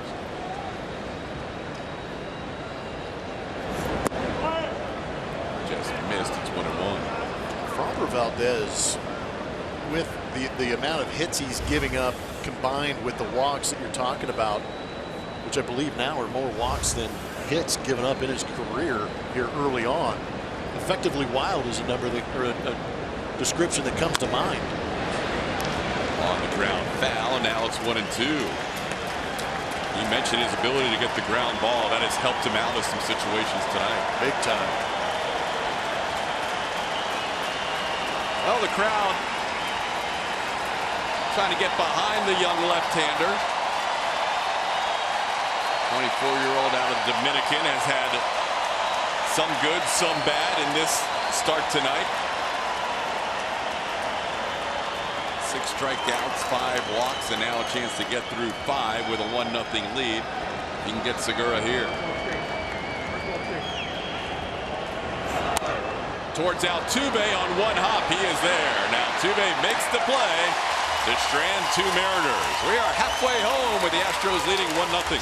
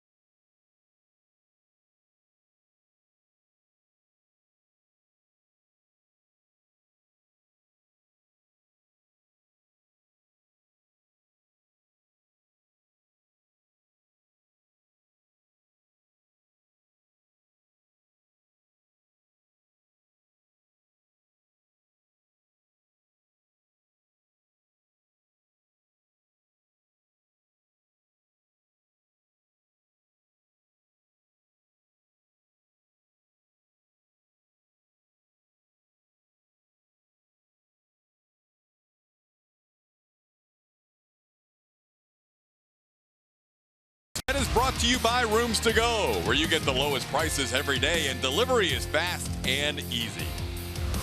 And by Nissan, innovation that excites. On we go to the bottom half of the 5th inning. Astros Fromberg Valdez has been walking a little bit of a tightrope with all the walks tonight, but so far so good through 4.5 innings with a 1-0 lead as Evan Gattis will lead off for the Astros in the bottom half of the 5th. Evan hit the ball hard, but he also hit into a double play his first time up.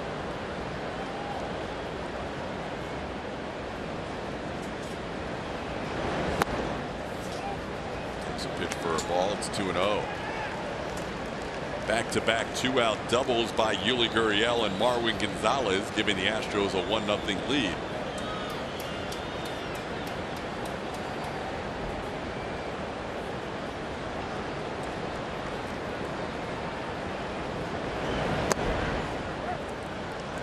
picks up a strike. It's 2-1. Wade LeBlanc was with the Mariners back in 2016, and then he was traded after being acquired from Toronto, traded later in that season to the Pirates in mid-September. Now back with Seattle for another turnaround as Gaddis sends one into center field. Heredia comes on, and what a backhanded play. He had a long way to go. And a hug from his second baseman, D. Gordon, after that catch. That was a great play. Not only did he have a long way to go, but he's also reacting to the swing of Evan Gaddis. Great play. Play him in the lineup. Doesn't provide a whole lot of offense, but he can save you some runs defensively. Wade LeBlanc was excited about it. Oh, he exploded with emotion. Here's Martin Maldonado. Maldonado hit the ball hard his first time up, lining it out to left field. 2 for 6 now against LeBlanc in his career with a couple of doubles.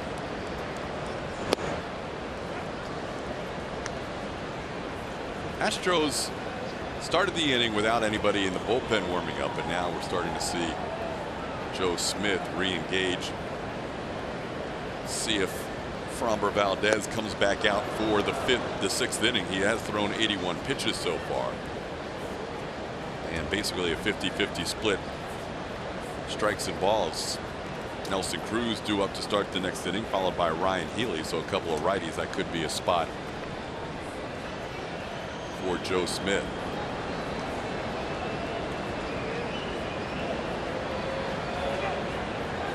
Well, Josh Reddick is due up in this inning, but we do not see Josh on deck. Jake Marisnick has grabbed a bat and a helmet, and he has come into the on-deck circle. It's interesting.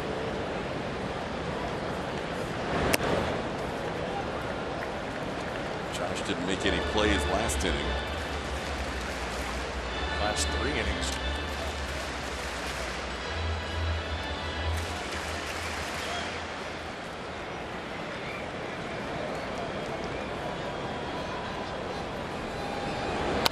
There is a line drive base hit for Martin Maldonado. Haniger cuts it off. Maldonado still going to test him. This could be trouble. He is out. Once he's being laughed at by Gene Segura. Once Haniger cut that off, Martin really got a little over aggressive.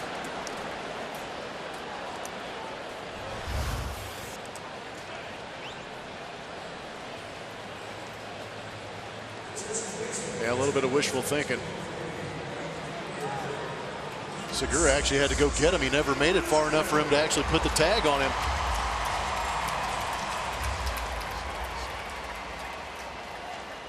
Probably not a good idea with Mitch Haniger out there in right field. Well, here is Jake Marisnick getting a pinch hit.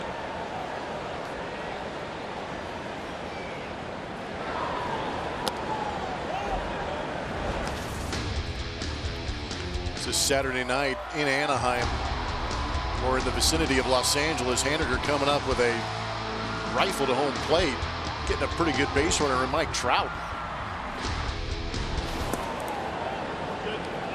He almost picked off Yuli Gurriel earlier in the game on a ball down the line. This one, once he allowed it, or once he cut it off before allowing it to hit the wall, then Maldonado probably was better served. I like where you're going there. You have the whole play in front of you. Once you see that right fielder cut it off, pull the ripcord, go back to first base. Well, Jake's got a home run against LeBlanc in 6 at-bats. 2-1 count here. And he pops one into right field. Haniger will come in and make the play for the final out of the inning. So a base hit, nobody left on base.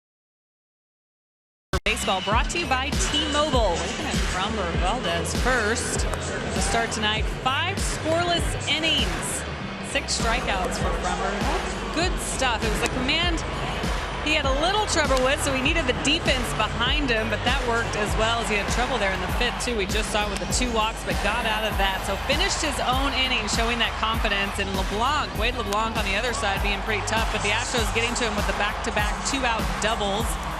Nicely there, but Yuli Marwin driving him in, and that's the 1 run of tonight's game. New pitcher for the Astros now, TK. Yeah, you're right, Julia, as they go from the lefty Framber Valdez with a couple of defensive changes as well, with Jake taking over in center field. Josh Reddick was pinch hit for. George Springer moves from center to right. And the new pitcher is the side-arming Joe Smith. Joe Smith has been very good of late. 52 games this season. He has 44 strikeouts in 43 innings pitched. Can be tough on right-handed hitters with that arm side run and that 3/4 delivery. Bit of a frisbee slider, the occasional changeup. He'll face Nelson Cruz to start this inning. So the Astros going to their bullpen for 12 outs tonight as Framber Valdez goes 5 scoreless innings with those 2 hits and 5 walks. Getting some help from the middle of his infield with the Altuve-Correa double play combination. And it counts 1-1 on Nelson Cruz.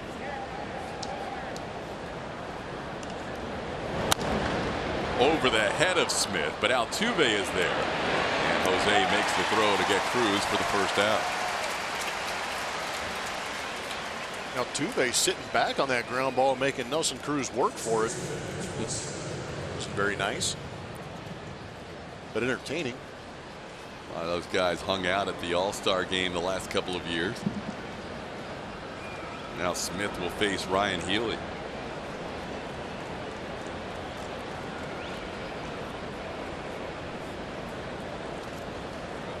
Healy is struck out and grounded out.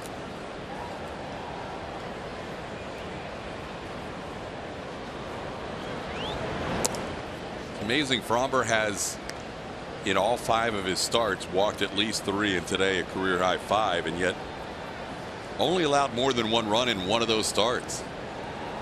He's been able to work around his command issues in almost every instance except for that last start in Detroit.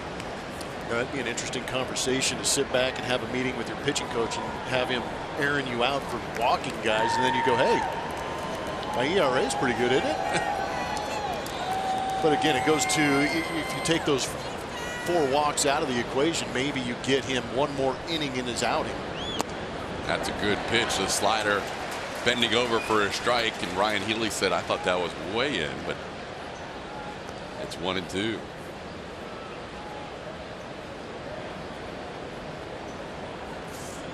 Little frisbee slider Joe throws in there at the hip of the righties can really fool some hitters. This one he tries to sweep away from Healy, punches one, and Altuve is back there to make the play for out number 2.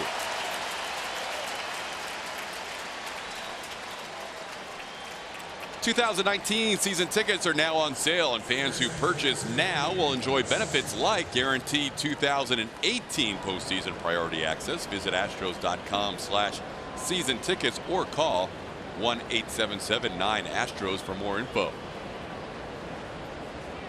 Astros trying to wrap up a playoff spot in the next couple of days.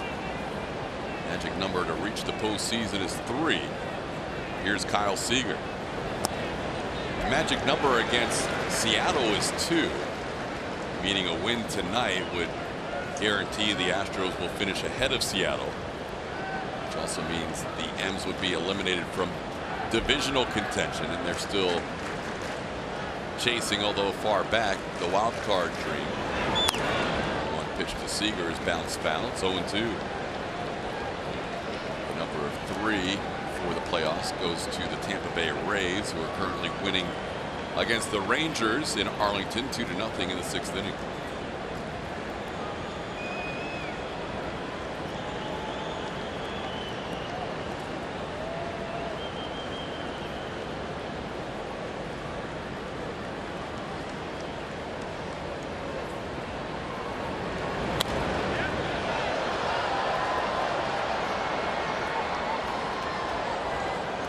Joe Smith, ever since coming off the DL, he has been on his game.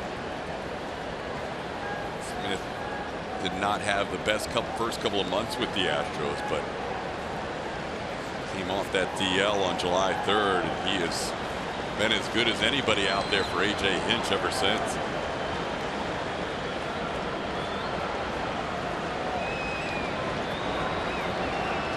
AJ may go 1 inning at a time tonight to try and preserve this lead. Smith getting the 3, 4, 5 hitters here in the 6th inning.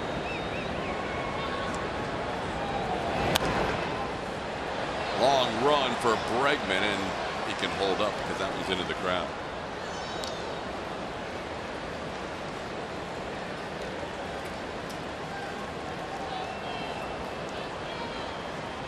Framber Valdez pitching tonight. We'll see another young arm tomorrow. Josh James will make his 2nd major league start. And Dallas Keuchel on Wednesday. Seattle will have Mike Leake pitching tomorrow, and they're still determining who their starter will be on Wednesday.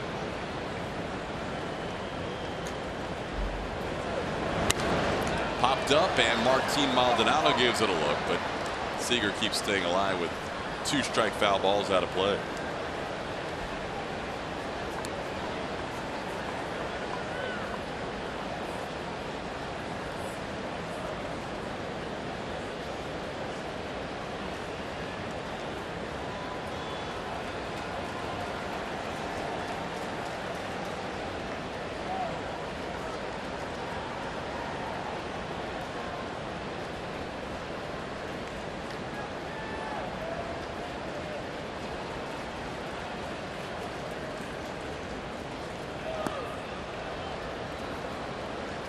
One and two.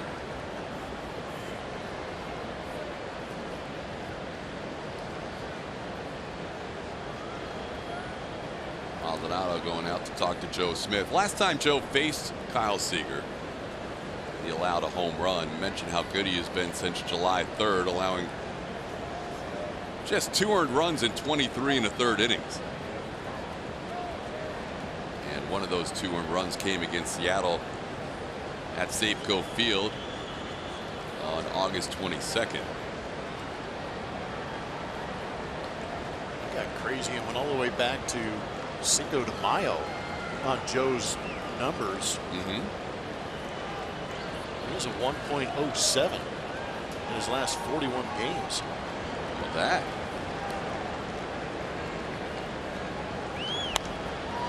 Well, this one could stay in play if it doesn't hit a raptor up there. Maldonado and Yuli, and it bounces in front of Yuli. I don't think Maldonado lost it if it didn't hit the raptor.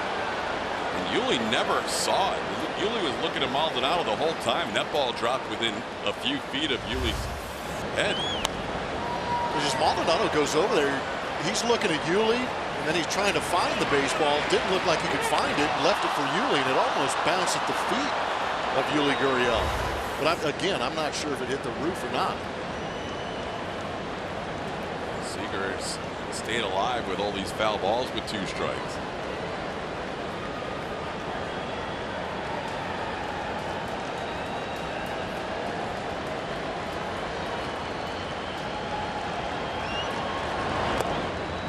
Down and in, 2 and 2.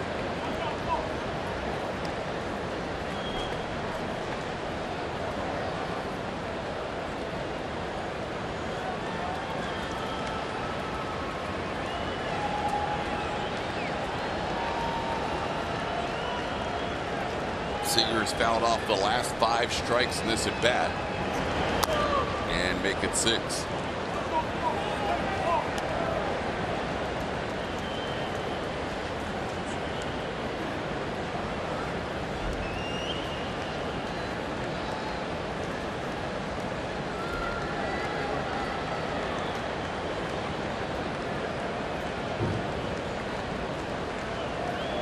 This will be the 10th pitch of the at bat.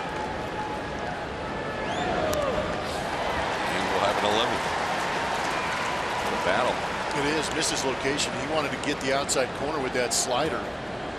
Ended up yanking it, and Seager able to get a piece of it to continue.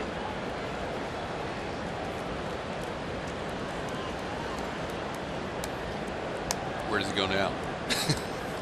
Somewhere in this general vicinity right here. Expert analysis, you're welcome. Thank you. Been all sinkers and four seamers lately with the one slider mixed in the last pitch, and he tries to catch the edge and misses, and now it counts full. That's what he wanted to do the pitch before, but couldn't bring it back. 12th pitch of this plate appearance. Deep breath from the right-hander. And we talked about Seager's batting average. It's down to .218 right now.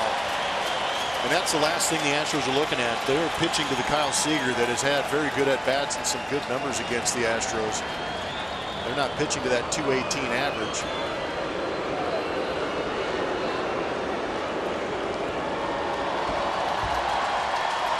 Misplayed pop-up, extending this at bat, and now Smith trying to get Seager here.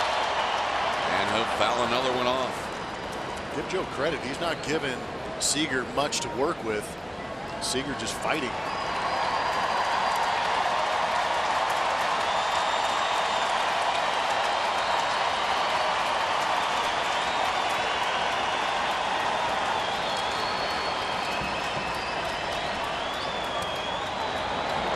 Swing and a miss. What a battle won by Joe Smith, striking out Seager on pitch number 13 of the at-bat.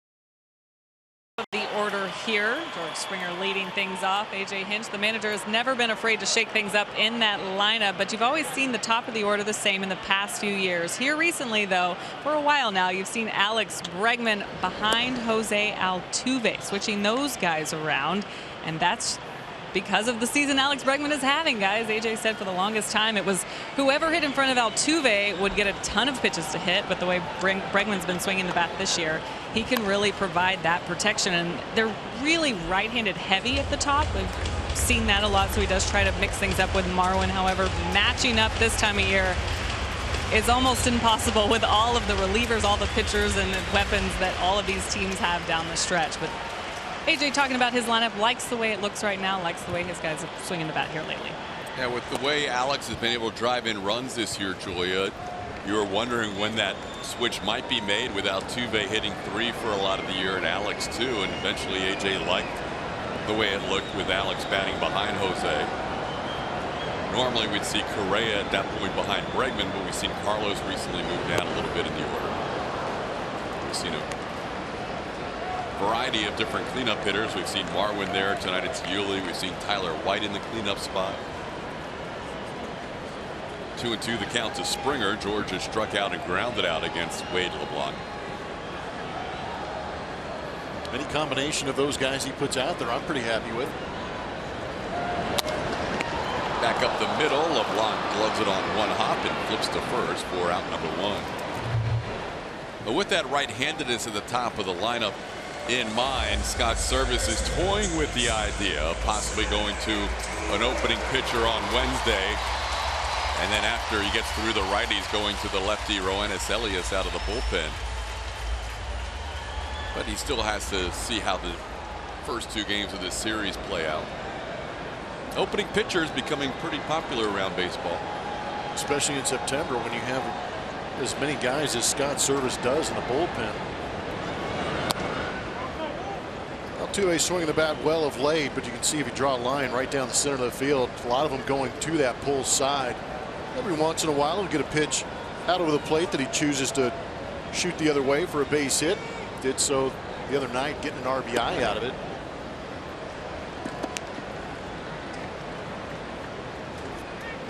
Tony Sipp, Ryan Presley warming up. Joe Smith pitching the sixth inning, winning that battle against Kyle Seager. Turned into a 13 pitch at bat before he struck him out. You would think with those two guys warming up, it would be Presley's inning in the seventh inning with Sipp available. If it gets to D. Gordon in the seventh, he would be due up for it.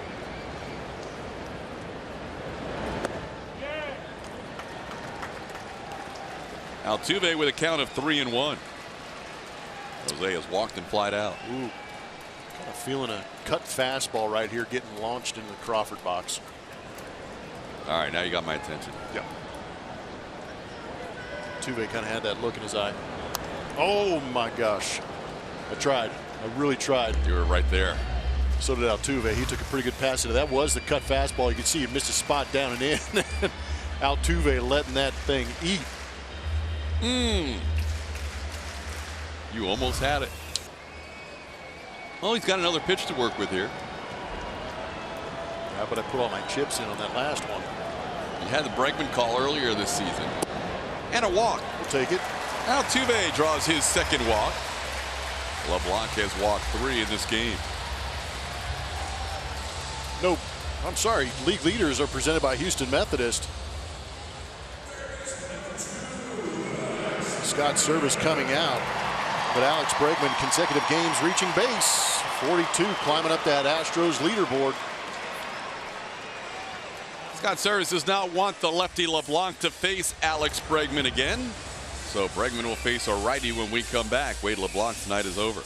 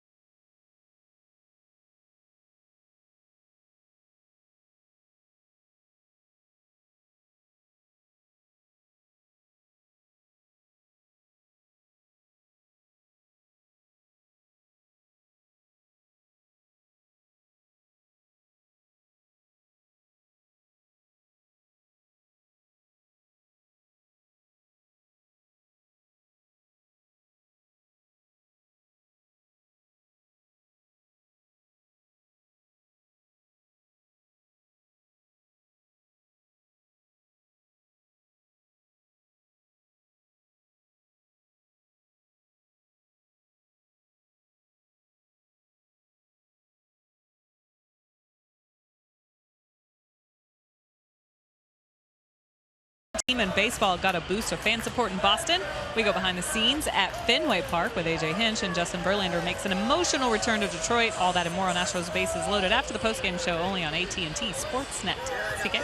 All right, Julia, the replica rings were out in Boston as well as they were given out again tonight. New pitcher for the Mariners with Alex Bregman due up is the right-hander Adam Warren. It is Adam Warren. Fastball averages 92, 93 miles an hour. He has a changeup, curveball, and a slider. 42 appearances this season, 47 and a third innings pitched, 48 strikeouts, 20 walks mixed in there.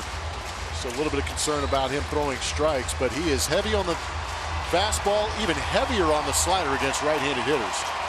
He will throw that slider more than the fastball to righties. Alex usually would rather face a lefty, but in this case he didn't look all that great against Wade LeBlanc. A pop up in a strikeout, so probably doesn't mind a pitching change to get someone other than LeBlanc in there. And he takes a pitch outside for a ball. Going back to the league leaders that we brought to you by Houston Methodist in consecutive games reaching base. Some lofty company that Alex Bregman is approaching here in franchise history, now getting just past Craig Biggio, about to approach another killer bee in Jeff Bagwell. 2-0 the count to Bregman. I'm with you with the Wade LeBlanc comment that he threw a little bit slower than Alex Bregman is accustomed to slowing his swing down to, and didn't have very comfortable ABs against. And Alex is a guy who is very good at hitting the slider. And now he's 2-0.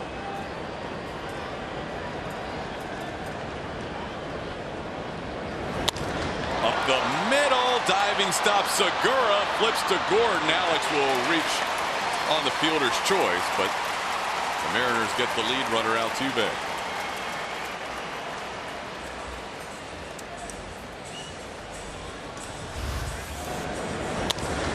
Tried to rip it back up the middle, but Segura laying out to make sure of at least one. Good hustle by Alex, not giving up on the play and allowing them to turn that double play, extending this inning. And we've had a couple of queries on Twitter about reaching base on a fielder's choice. That does not extend his streak, even though he is technically on base. He has to get there via hit, walk, hit batsman. Here's Yuli Gurriel.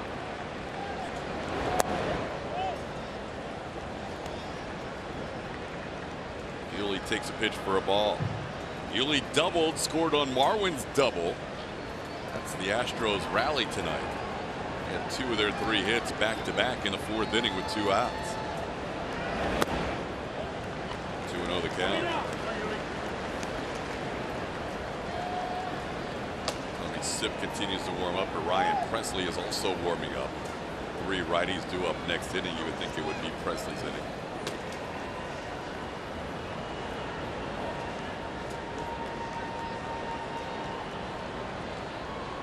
Alex on the move, and a ground ball towards the hole. Segura will have to make the long throw. He does, and that'll do it for the Astros. A walk, 1 man left on base. We are through 6 in a 1-0 game.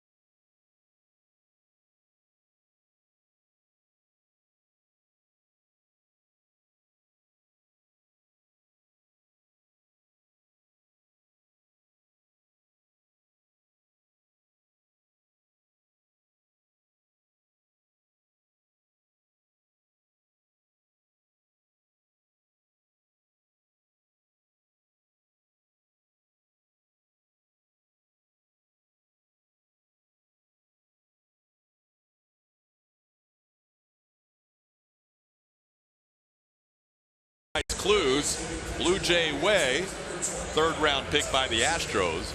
master of the trident. Those were tonight's clues. If you had the answer of Scott Service, the Mariners manager, former Astros catcher, Creighton Blue Jay, drafted by the Astros in 1988, and his 3rd year as a skipper in Seattle. Service tonight's Name That Astro. All right, we were trying to play Name That Reliever who is coming in, and we guessed wrong as AJ goes with the lefty here with righties due up. It's Tony Sipp. Maybe to keep some of those left-handed hitters on the bench. Robinson Cano, Denard Span, Ben Gamble, some left-handed hitters that have proven to be an issue for the Astros. So Tony Sipp on to keep Cameron Maybin, Zunino, and Heredia in here. Good numbers on the season for Tony Sipp. Splits. Left-handed hitters are hitting 197 against him. Right-handers 233. Yeah, you're playing chess right now if you're AJ and you're looking at those lefties on the lineup card and you're thinking, well, we bring in Ryan Presley, all of a sudden all those guys you mentioned are in play. Span, Gamble, Cano, Vogelbach got a start yesterday. Instead he goes lefty with the 3 righties due up and says we'll take our chances, I guess, with Maybin and Zunino and Heredia here, even though it is a lefty against a righty matchup. With the way Ryan Presley's been going, him against any left-handed hitter right now, you got to feel favors Ryan Presley with the way he's been able to spin it. Pitch misses low to Maybin. It's 2-1. Cameron Maybin has struck out and grounded into a double play. Double barrel action going for the Mariners. Nick Vincent and Ryan Cook, 2 of their 14 relievers active for this series. And misses outside, 3-1. Not missing by much, but also not getting Cameron Maybin to chase after it and possibly roll it over for a ground ball. All 4 of those pitches just off the same corner. Gets a swing and a miss for Maybin. It's 3-2. Maybin joined the Astros last year, final day of August. Earlier in the day, they acquired Justin Verlander right before midnight, and Maybin ended up appearing in his first postseason with the Astros in his 11th big league season. Never been to the postseason before last year. Fouls that pitch off, and it stays 3-2. Framber Valdez threw 5 innings. Joe Smith a 1-2-3-6, but a big challenge for that 3rd out as a 13 pitch at bat by Kyle Seager resulted in a strikeout after Seager kept fouling off 2 strike pitches.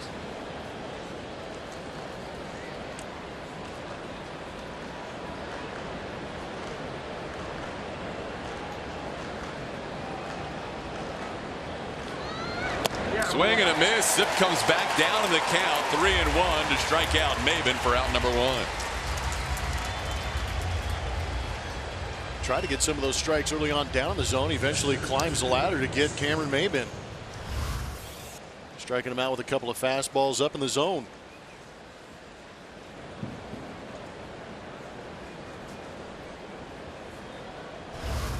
Now Sipp will face Mike Zunino.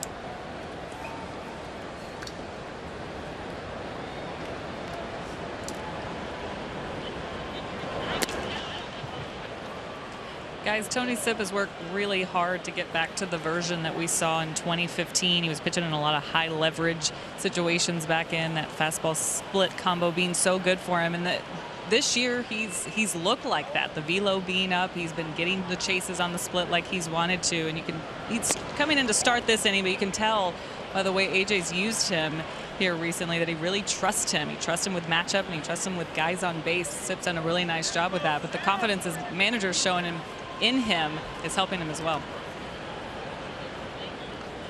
Yeah, bringing him in against these 3 righties in a 1-run game in the 7th inning. They are combined 0 for 9 against them, but he has fallen behind his 2nd consecutive hitter. He was 3-1 on Maybin. He's now 3-0 on Zunino.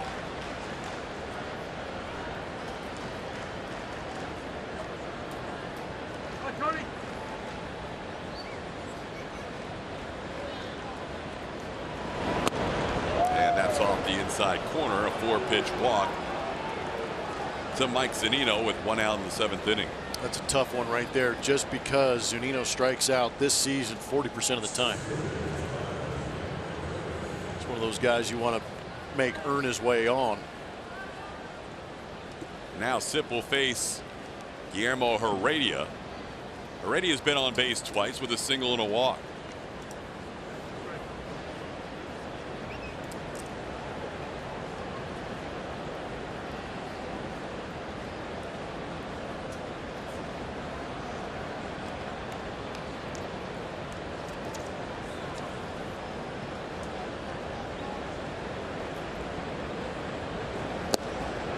There's a strike.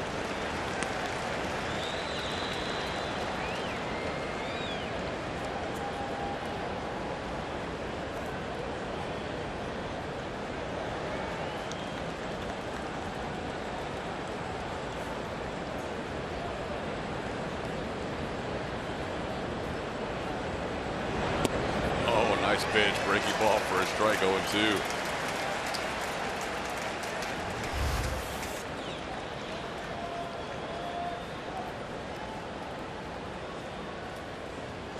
Change piece. Huh? Yeah, it might have been that split. Just stayed up in the zone. Yeah, just kind of fluttered up there. I wonder if Heredia was waiting for the nasty break on it, getting back a little bit further down in the zone, but just stayed at the top portion.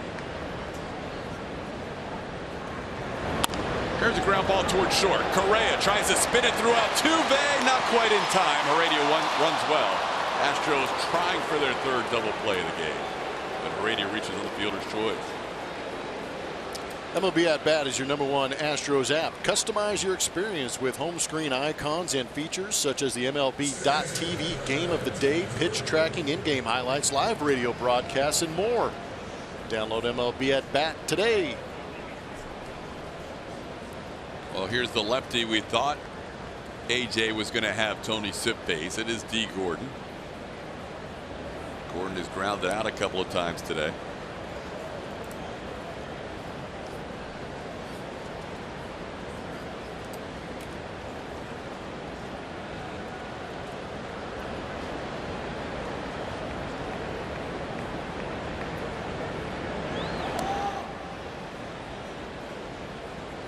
Five hits combined in this game. Mariners have 2 singles, a leadoff hit by Mitch Haniger to start the game, and a 2-out single by Gil Heredia back in the 2nd inning. Astros 3 hits came in the 4th and 5th inning tonight.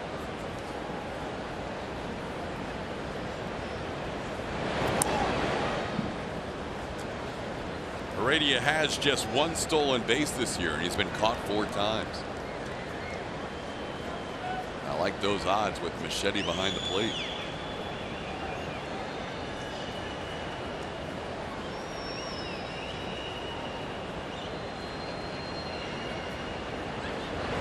On the ground, passed Altuve into right field. Heredia goes first to third. D. Gordon with a single.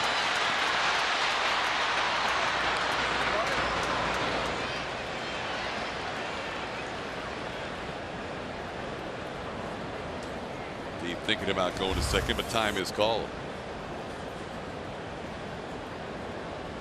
Good job by D, being aggressive on the fastball early. Just rolls it through that hole where Yuli is holding on the base runner.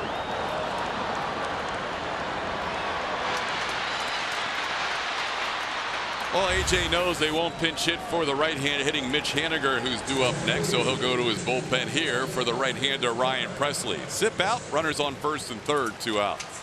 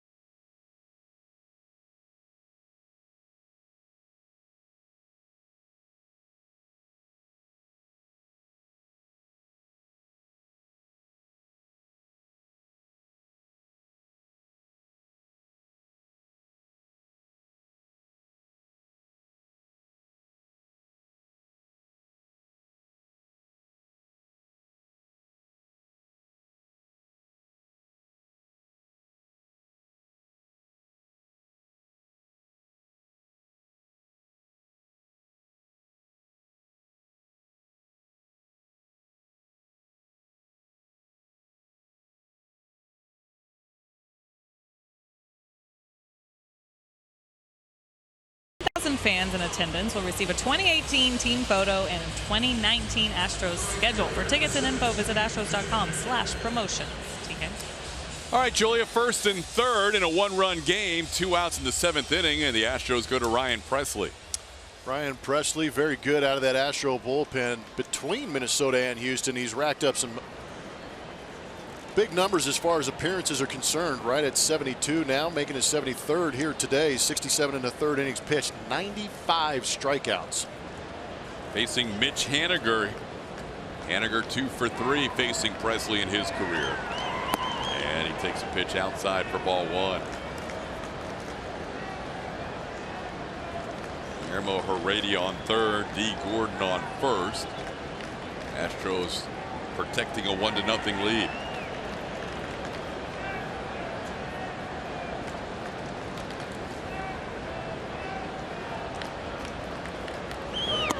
Breaking ball inside, it's 2-0.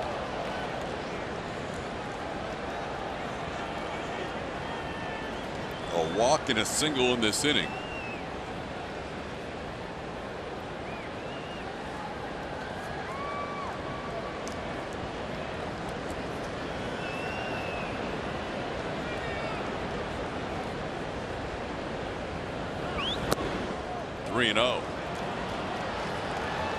Well, this is certainly not the guy you want to be behind in the count. He has done some damage this year against the Astros.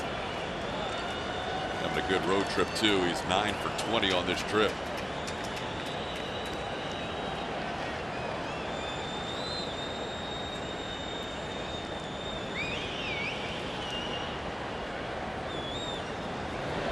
There's a good breaking ball for a strike. Still going to the spin. 3-0 gives you an idea how they feel about Mitch Haniger and what he's done against the Astros this season.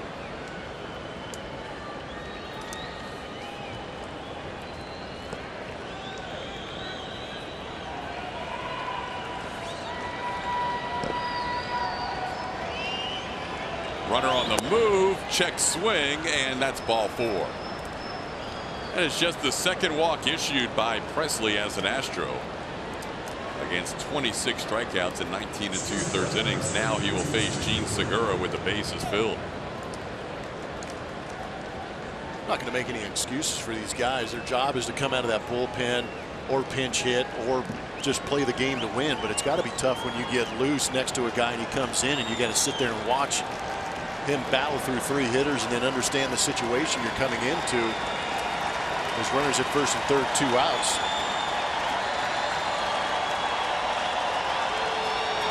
Segura takes a strike.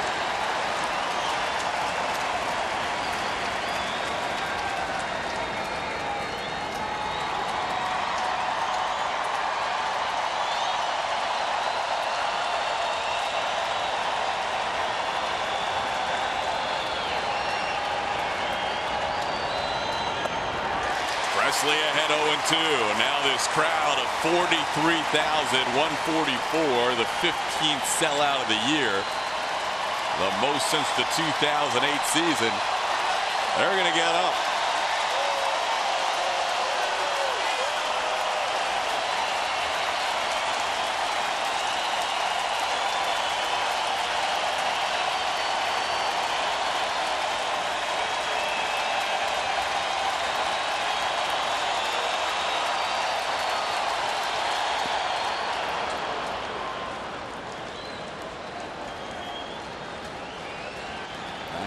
Mile-an-hour slider. We talk a lot about Martin Maldonado's ability to throw out base runners. He's done a very good job of blocking some tough pitches in the dirt since becoming an Astro, keeping runners at third base. Not an easy job.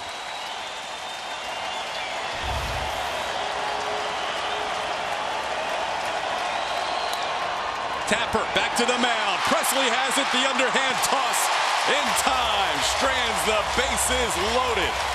7th inning stretch time. Minute Maid Park. Astros lead 1-0.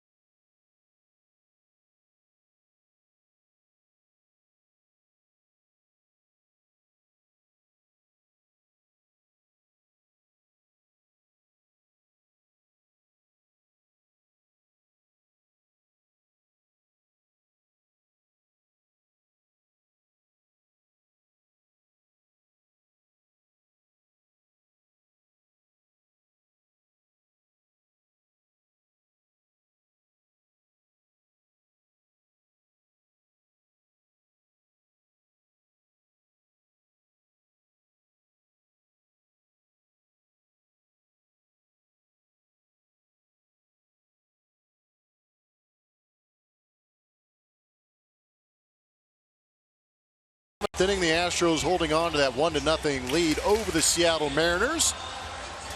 And it's time to take a look at the Old Dominion bringing their best at home in September, October since 2017. The Houston Astros, their record is extremely good, 17-3, runs per game 5.6. That is a very good total considering what the Astros pitching staff has gone out and done this season. But those are great numbers, and we talk about it all the time. It's been rough couple of August for the Houston Astros, but they finished strong in September and obviously October like last year. Yeah, it doesn't always blend September into October, but I think last year they carried some of that momentum over into the postseason. Completely agree. A.J. Hinch, Joe Espada, the bench coach, looking on as Ryan Presley picked up a huge out to strand the bases loaded to end the top half of the 7th inning. See if the offense can get something going. Facing a new pitcher for the Seattle Mariners, Ryan Cook takes over. Veteran right-hander out of the bullpen. Throws hard, averaging close to 95 miles an hour on his fastball. Has a changeup and a slider. He throws hard at around 85, 86 miles an hour. Only 16 appearances this season and 20 strikeouts. And he will face Marwin Gonzalez, Carlos Correa, Evan Gattis, due up for the Astros here in the 7th inning. Marwin takes a pitch outside for ball 1. Wade LeBlanc pitched 5 1/3 innings, allowed a lone run on 3 hits and 3 walks. Adam Warren picked up a couple of outs in the 6th inning. Now they turn it over to Cook in the 7th. That one is off the plate, but called a strike, and Marwin is not happy with that call. It's 1-1. Got every right to be. It's been a tough night to try and figure out what's going to be a strike, but that was maybe the greatest frame job ever.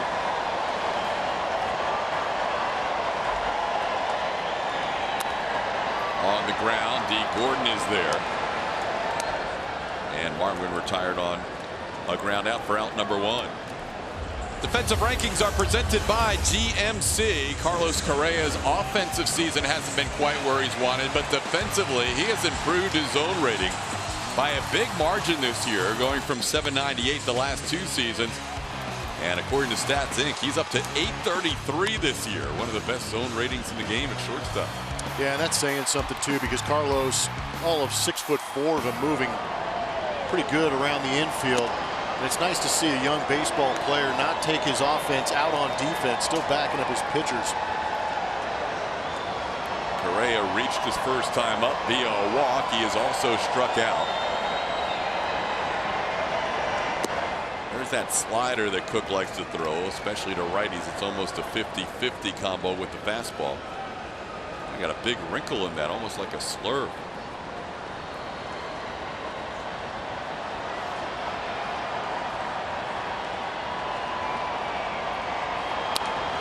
Ball foul away, and it's 2-1. Astros have only had 2 base runners reach second base tonight, and they were both in the 4th inning. Yuli Gurriel a double, Marwin Gonzalez a double, and that's it in terms of runners in scoring position for the Astros.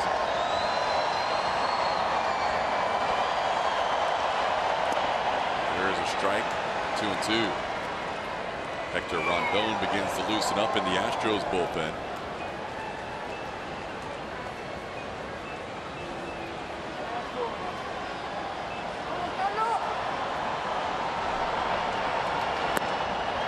Three and 2.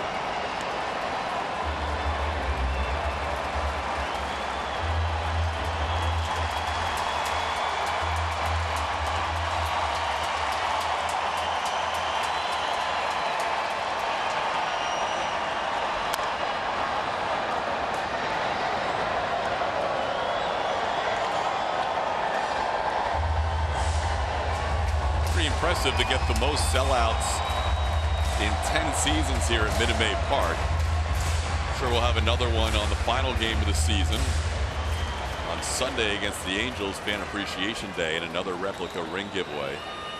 See if we mix in any other sellouts over the weekend. Final week of the home schedule as Carlos pops one high in the air, shallow left field. Out goes Segura, and Gene takes over for the catch, and out number 2.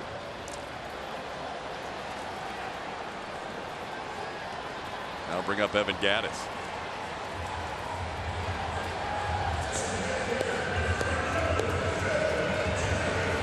Evans grounded into a double play and also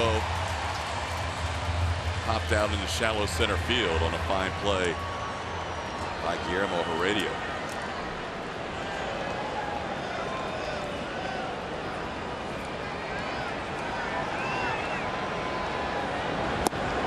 Evan hit the ball hard and grounding into a double play. He's looking to snap it 0 for 13 right now and has had his at-bats dwindle a little bit in the last couple of months with Tyler White's hot streak.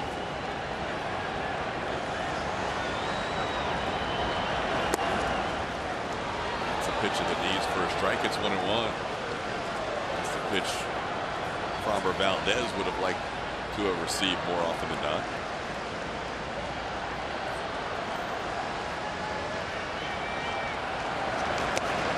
In on Evan is 2-1.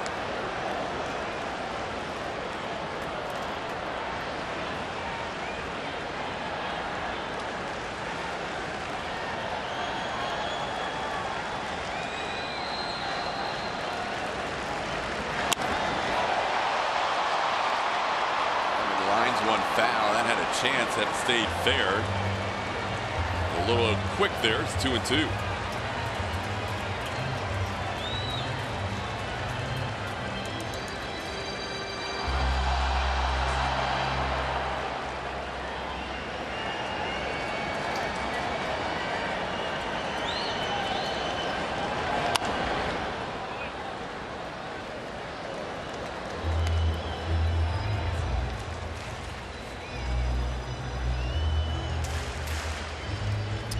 Saw Tony Kemp earlier in the game talking to AJ Hinch, and Kemp not in the game but talking about strategy and stuff like that. As a guy who sat on the bench and came off the bench quite a bit, you've got to manage along with the manager and try and figure out situations. The only reason I'm saying that now is because if Evan Gaddis finds a way to get himself in a scoring position, you've got two guys in the bottom of the order that you might pinch hit for to try and drive in a go-ahead run. I'd love to see Evan get on because I think Miles Straw could be a pinch runner too. That's the other thing, is do you pinch run for Evan Gaddis, who is DHing, so it kind of takes Miles Straw out of the defensive situation, but it puts speed on the base paths, but we're not going to find that out. 1-2-3 inning as it turns out for Cook as he strikes out Gaddis on a called third.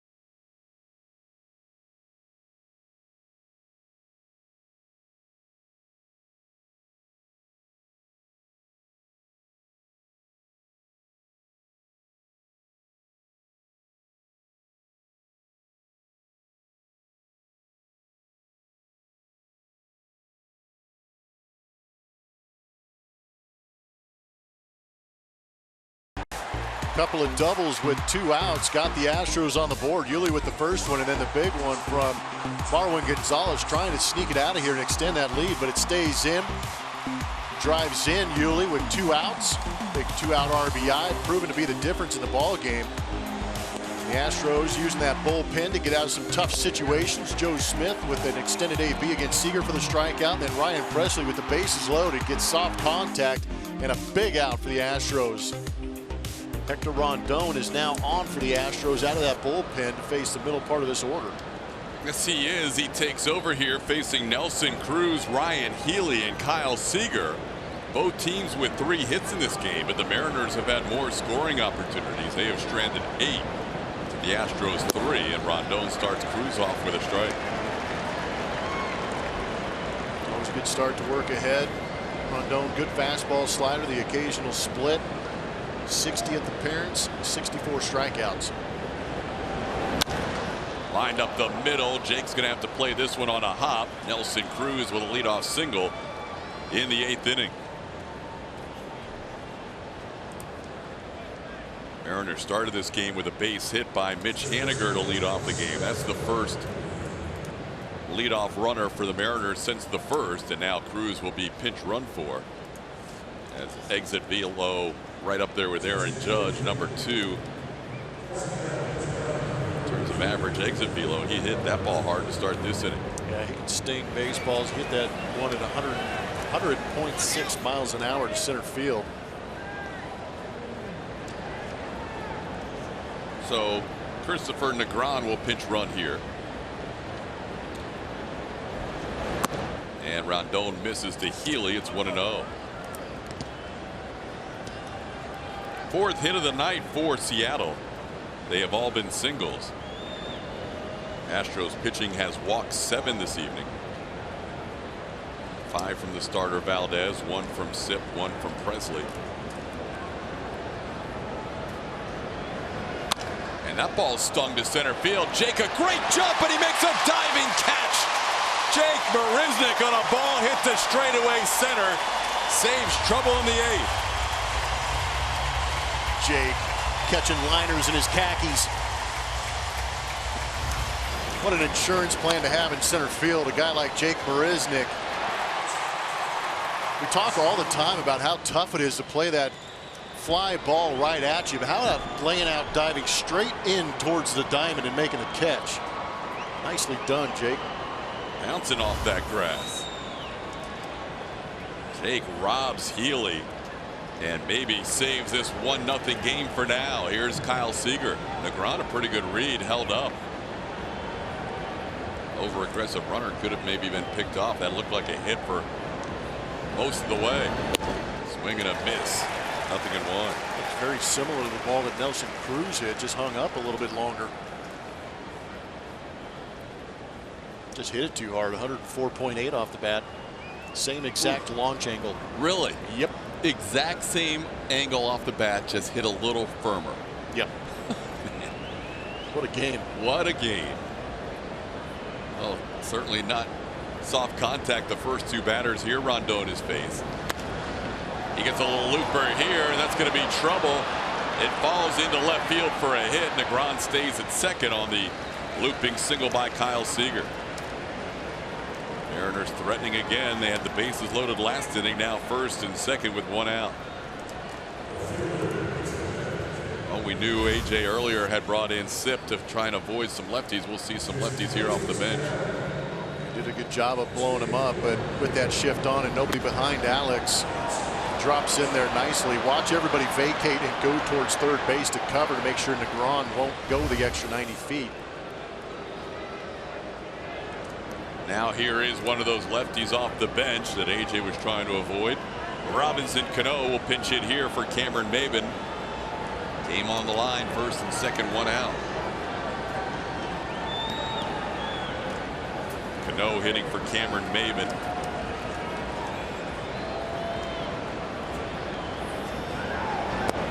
And he takes a pitch close for ball 1.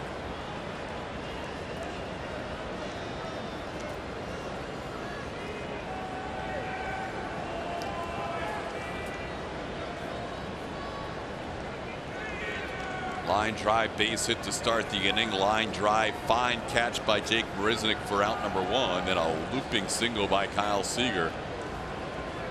And now Rondon facing Cano. He would love to get a ground ball to Jose Altuve here.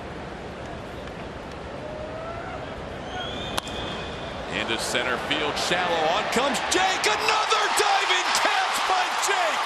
The hair flying, but the Mariners 2 outs because of Jake Marisnick in center.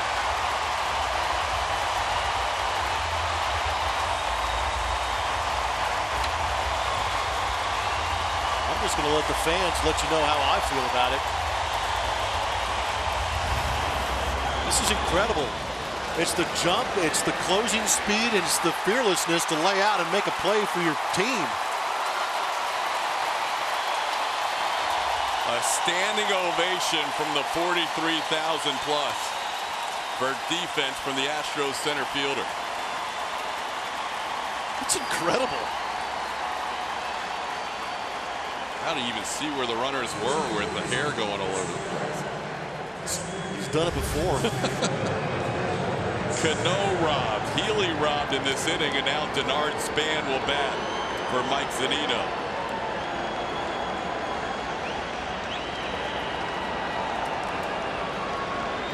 Wow.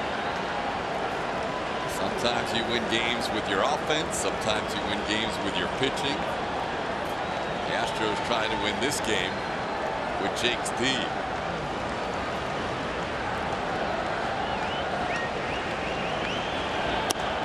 Inside for ball 1. Span hitting with 2 on and 2 outs.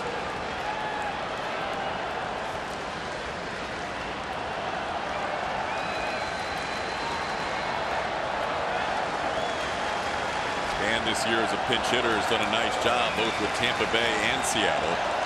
6 for 16. Takes a strike.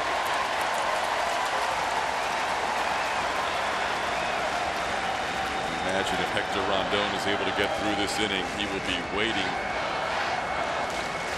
for his center fielder before getting into the dugout.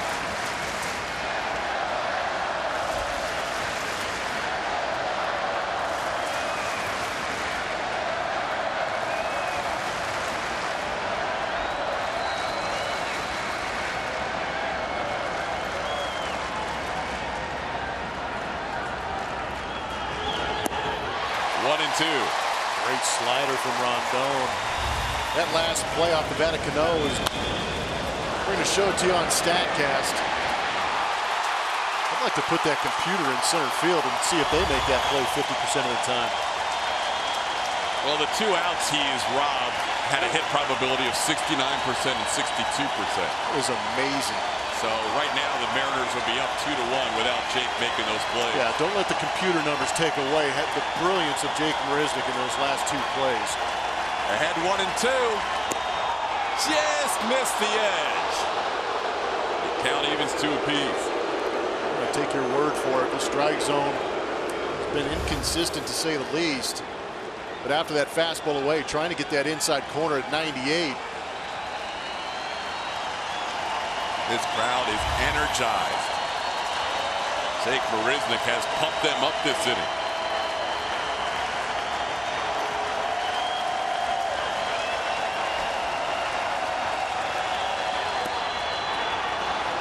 Full count. That means a head start off the bags. Negron off second. Seager off first with 2 outs and a full count in a 1-run game.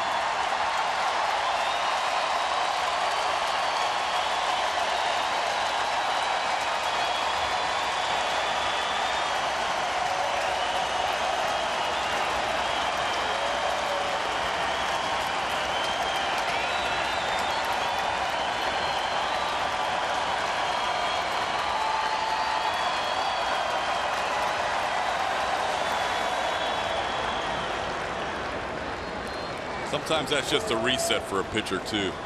Yeah, much like a step off. Wants to maybe discuss this with Martin. He wasn't 100% convicted on that last pitch that was thrown down. So you step off, you get your catcher out there. This could be the pitch of the game. And again, the eye contact for Martin Maldonado and his pitchers. He's got a message every time he goes out there. I see it feels like, especially in these tight situations, he comes out there and he's really encouraging these guys to come out and make a pitch. Well, he's selling what he wants to have thrown. Yep. Ultimately, it's what Hector Rondon wants to have thrown, but it's a healthy discussion between two veterans.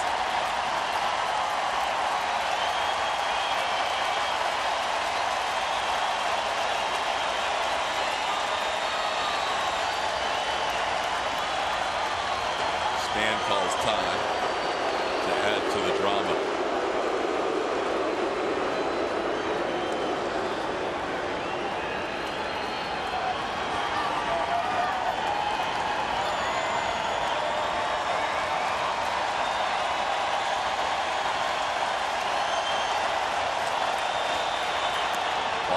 Bases loaded.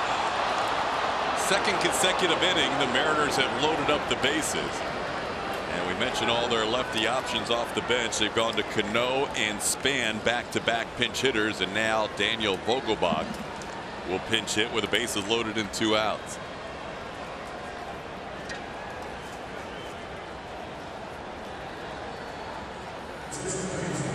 A high wire act this inning for Hector Rondon. A couple of line drives to start the inning. One was a hit, one was a great catch by Jake.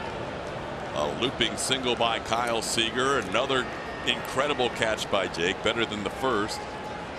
And then a walk to the pinch hitter Span, and now he'll face Vogelbach with the bases loaded and 2 outs in a 1-0 game.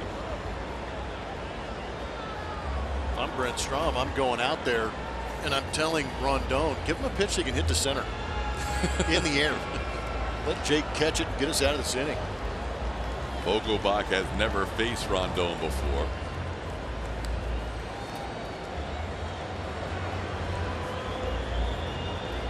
Well, here we go. Mariners are stranded 8 in this game, including the bases loaded last inning.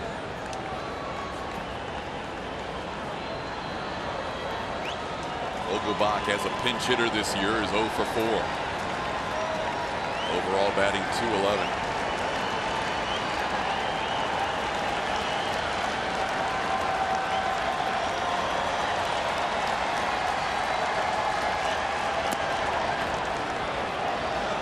Just with 98.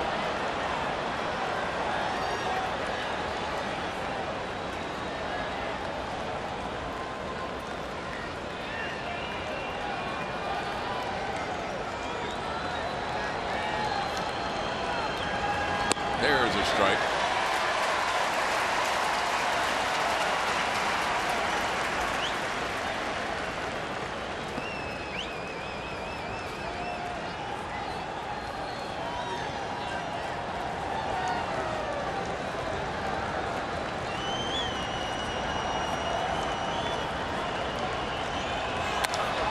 Ball drilled to deep right center field, and that ball is gone. Grand slam pinch hit home run by Daniel Vogelbach. And the Mariners lead this game 4-1.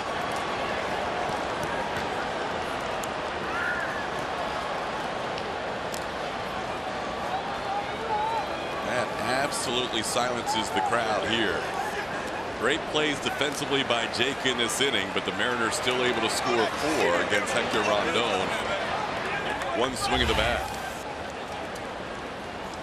Fastball up, out over the plate. Vogelbach gets extended, gets the barrel on it, and shoots it into that Astros bullpen for a grand slam. So deflating after seeing 2 great plays from Jake, and that's the only one he can't make a play on. That is the 12th home run that the Mariners have hit at Minute Maid Park this season off Astro pitching. The Astros have only beaten the Seattle Mariners once here at Minute Maid Park in 6 games. This will be the 7th game if they are unable to come back. Strike called. It's 1-1. Well, the inning started with Rondon giving up a couple of line drives, and Vogelbach got him on the biggest swing of the night.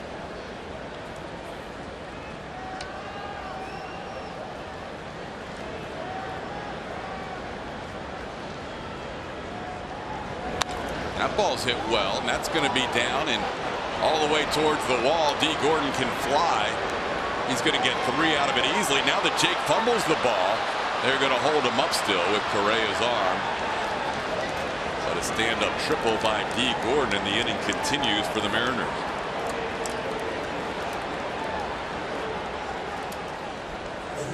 it's not just the Mariners, it's the entire American League West. That top line here at Minute Maid Park, the Astros playing 9 games under.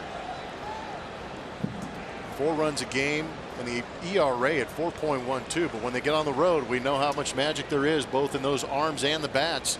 30-8 on the road compared to 11-20 at home. Brad Peacock begins to warm up for the Astros.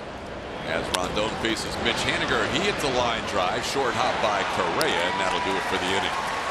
But a tough inning for the Astros with a grand slam by the pinch hitter Vogelbach, and it's now a 4-1 lead.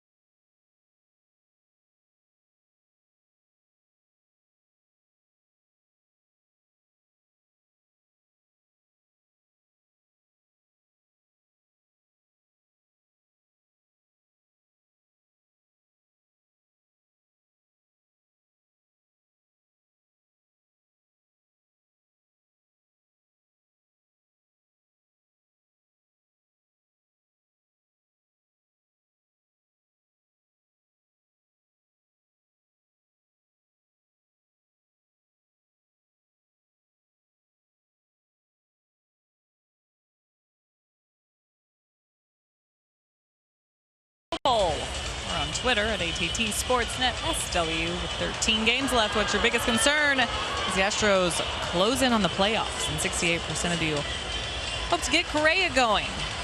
Thanks again for all your votes. Thanks for following. TK. All right, Julia, some work to do for the Astros now as they are down 3 with 6 outs to work with as we head to the bottom half of the 8th inning.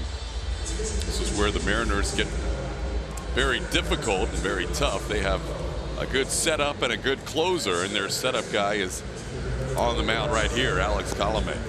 Yeah, we saw this last time the Seattle Mariners were in town. This tandem of Colomé and Diaz being shut down. 66 games this season for Colomé, 64 innings pitched and 70 strikeouts. He also himself has 12 saves in that bullpen for Scott Service. Well, Colomé takes over here. Will face a pinch hitter. Tony Kemp will lead things off. Kemp hitting for Martin Maldonado.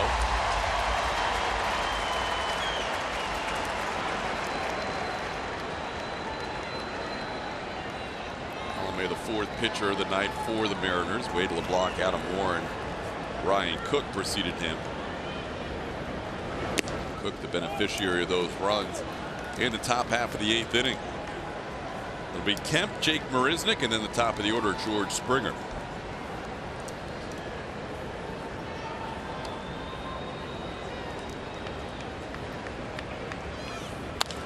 Kemp drives one to center field, going back on it, and making the play is D. Gordon, who is now in center field. Gordon moved from center, or from second to center,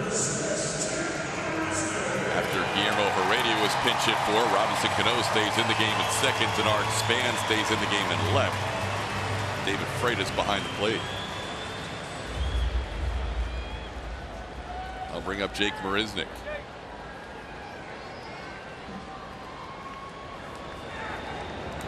Too bad Jake's incredible plays couldn't salvage a shutout top half of the 8th inning. He made a couple of highlight reel catches in that 8th. Tries to bunt here in the bottom half and bunts it foul.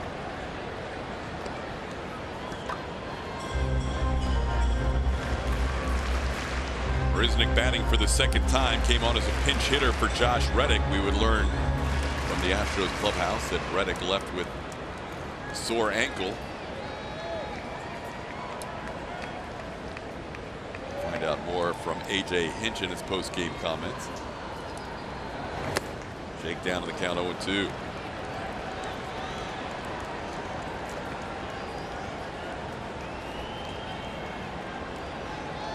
Tampa Bay winners tonight 3-0 in Texas, so the Astros need a win to reduce their playoff magic number. Started the day at 3. And Jake goes down on 3 pitches. Colome able to strike him out for out number 2. Colome started the year with the Tampa Bay Rays, moved over to Seattle in a trade on May 25th. And he went from the closer for the Rays to the setup guy. Guy who last year led the league in saves is now setting up for the guy who will lead the league in saves this year, Edwin Diaz. Here's George Springer. The reason I can say that with certainty, even if Diaz does not get another save the rest of the year, he has 55 saves. The next closest is Craig Kimbrell with 41. That's a pretty healthy lead. It's mathematically impossible for any other reliever to catch Edwin Diaz with 2 weeks to go. And it's crazy that the 2 best teams at winning one-run games are in the American League West, between the A's and Seattle Mariners. All the one-run wins have been monopolized out west. Well, it is. It's remarkable because they're 8th and 9th inning guys, and now Oakland can extend it beyond the 8th, but their late inning guys are as good as anybody in baseball. The Astros' overall bullpen has been the best in baseball for the year, but that's spread out from your 4th or 5th inning guy all the way to the back end, whereas the elite for Seattle and Oakland have been locked down. Tonight, offense doing just enough to get 1 run ahead of the other team, and that's when the managers of the A's and Mariners go to those bullpens and shut things down and get themselves those 1-run wins. A's will start, Oakland will start a series tomorrow. They have the night off.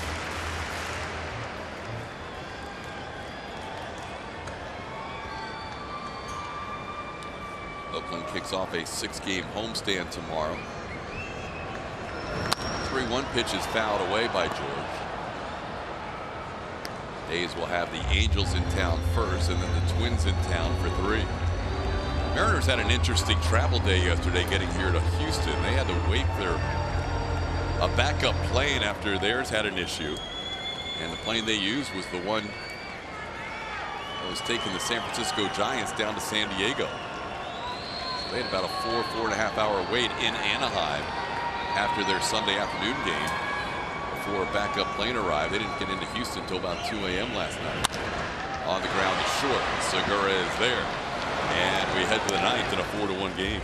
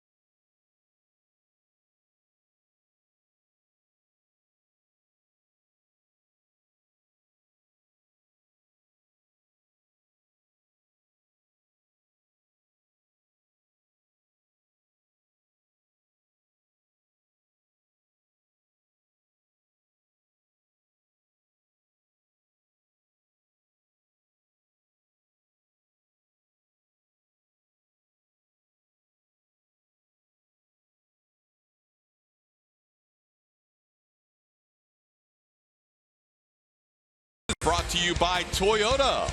Let's go places. Astros and Mariners head to the 9th at Minute Maid Park, opener of this 3-game series. Astros led most of the way 1-0, but the Mariners getting a huge pinch hit grand slam from Daniel Vogelbach. Take a 4-1 lead, and now Brad Peacock on for the 9th. Peacock pitched 1 inning against the Arizona Diamondbacks. Had to battle to get through it. Threw 25 pitches, giving up a couple of hits, but he did strike out 3. It's been slider command when Brad Peacock has some issues, but when that slider is on, the fastball is good also, and it leads to 93 strikeouts and 56 appearances. He'll face 2, 3, and 4 for the Mariners. Gene Segura, Nelson Cruz was lifted for a pinch runner. And actually, Ben Gamble will be on to pinch hit.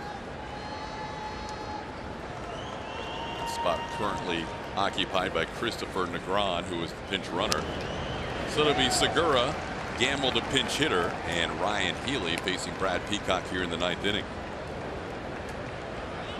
Mariners had a lot more opportunities during the course of the night. The Astros able to strand the bases loaded in the 7th. Then the 2-out walk to Denard Span, the pinch hitter, followed by the 2-out grand slam by Vogelbach to give the M's a 4-1 lead. Max Stassi has taken over, new battery for the Astros. Stassi behind the plate, Maldonado pinch hit for in the bottom of the 8th.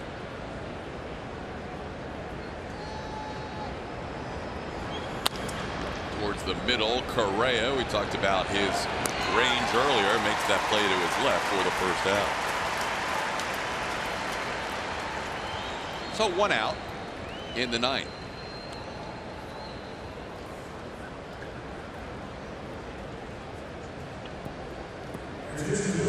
Here is Ben Gamble as the pinch hitter.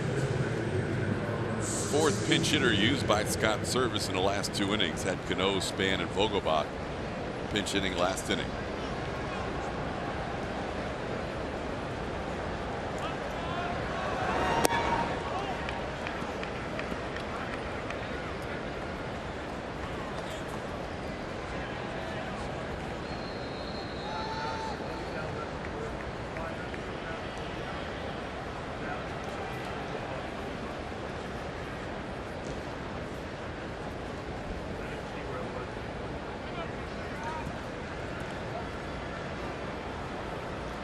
We talk about last inning with the big grand slam off the bat of Vogelbach, but you got to go back to that 7th inning where AJ Hinch had to use 3 relievers to get through the 7th inning. Started with Tony Sipp, then to Presley to get through. There's only 2. I apologize, only 2, but you used possibly Presley, who might have been available in that 8th inning. Well, the irony was he was bringing in Sipp to avoid the lefties that eventually hurt him in the next inning. And the other angle in this game for me, and look, Hector Rondon, he's been great. Has been great, and tonight was not his night. He gave up 4 runs, so everyone will be frustrated with Rondon. But the other angle to me is the offense has 3 hits and a run. That puts a lot of pressure on. Absolutely, we talk about it all the time. It exaggerates or exacerbates, if you want to use that word, the situation because the offense is unable. So yes, Rondon gave up a slam, and yes, that could cost the Astros in this 4-1 game. But they had done some damage against Wade LeBlanc in the past, and tonight he had their number a little bit. Even though he allowed 3 hits and 3 walks, he limited them to 1 run over 5 and change. And there really was no margin for error. 2 outs after that ground out by Gamble, and here's Ryan Healy. Well, the Astros will try and do something that nobody has done this year, and that is defeat the Mariners when Edwin Diaz comes into this game with a lead. Last time the Mariners were in Houston, Diaz saved all 4 games in that 4-game sweep. Peacock a strike to Healy. Seattle is 64-0 when Diaz enters the game with a lead. Not giving me much hope, TK. But there's always a first.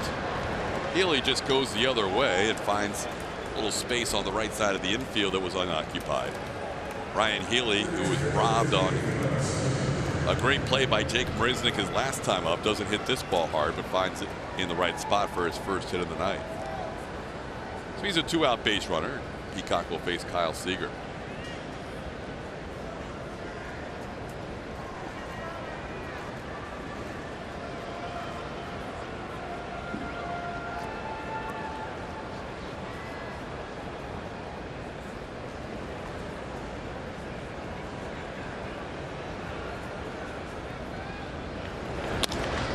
There's a line drive into left center field for a hit. So back-to-back 2-out singles, Healy and now Seager. Peacock will try and get through this inning, keeping this game at 4-1. He'll face Robinson Cano.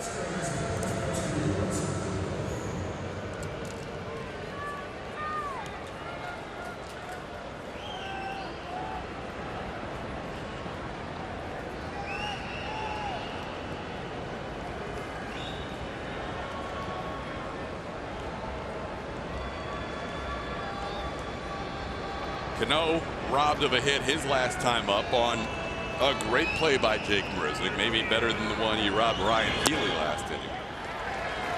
And a called strike.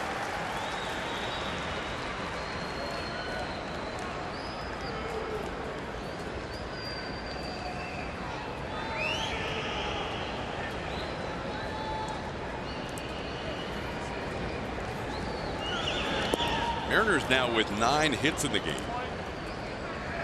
And the Astros have walked 8 in this game.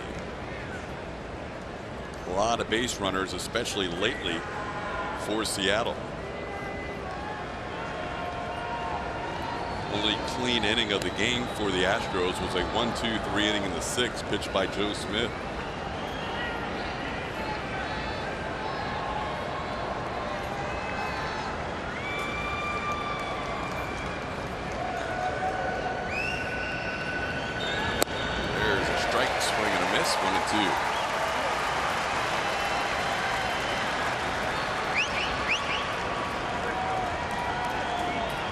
The Mariners increase their lead. They have an option. Sean Armstrong warming up next to Edwin Diaz.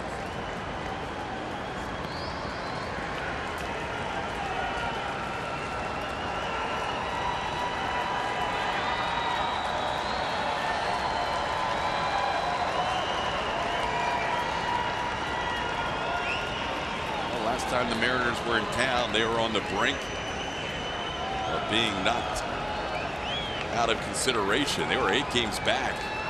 Swept the Astros in a 4-game series. Cano sharply hit, diving stop Altuve. He saves a run and keeps this at a 4-1 game. That means the Astros will see Edwin Diaz as we head to the bottom of the ninth.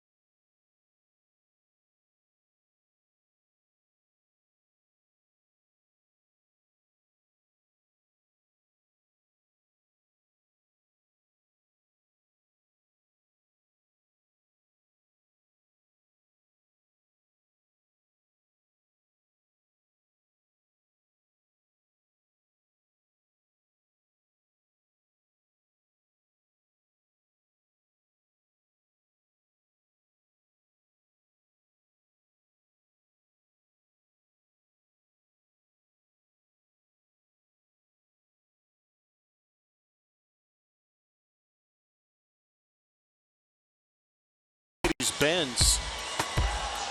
On this date in 2017, the Astros clinched the American League West. A couple of big home runs in that ball game. Springer, Correa, Marwin, Verlander started that game. Popping bottles, not pretty tonight, but that was a pretty night 1 year ago for the Houston Astros, and there you go. Verlander's first home start, part of the storybook September that he had with the Astros. You were in there somewhere. Yeah, I let him settle down a little bit before I get in there and try and get in on the action. Those moments are for those guys.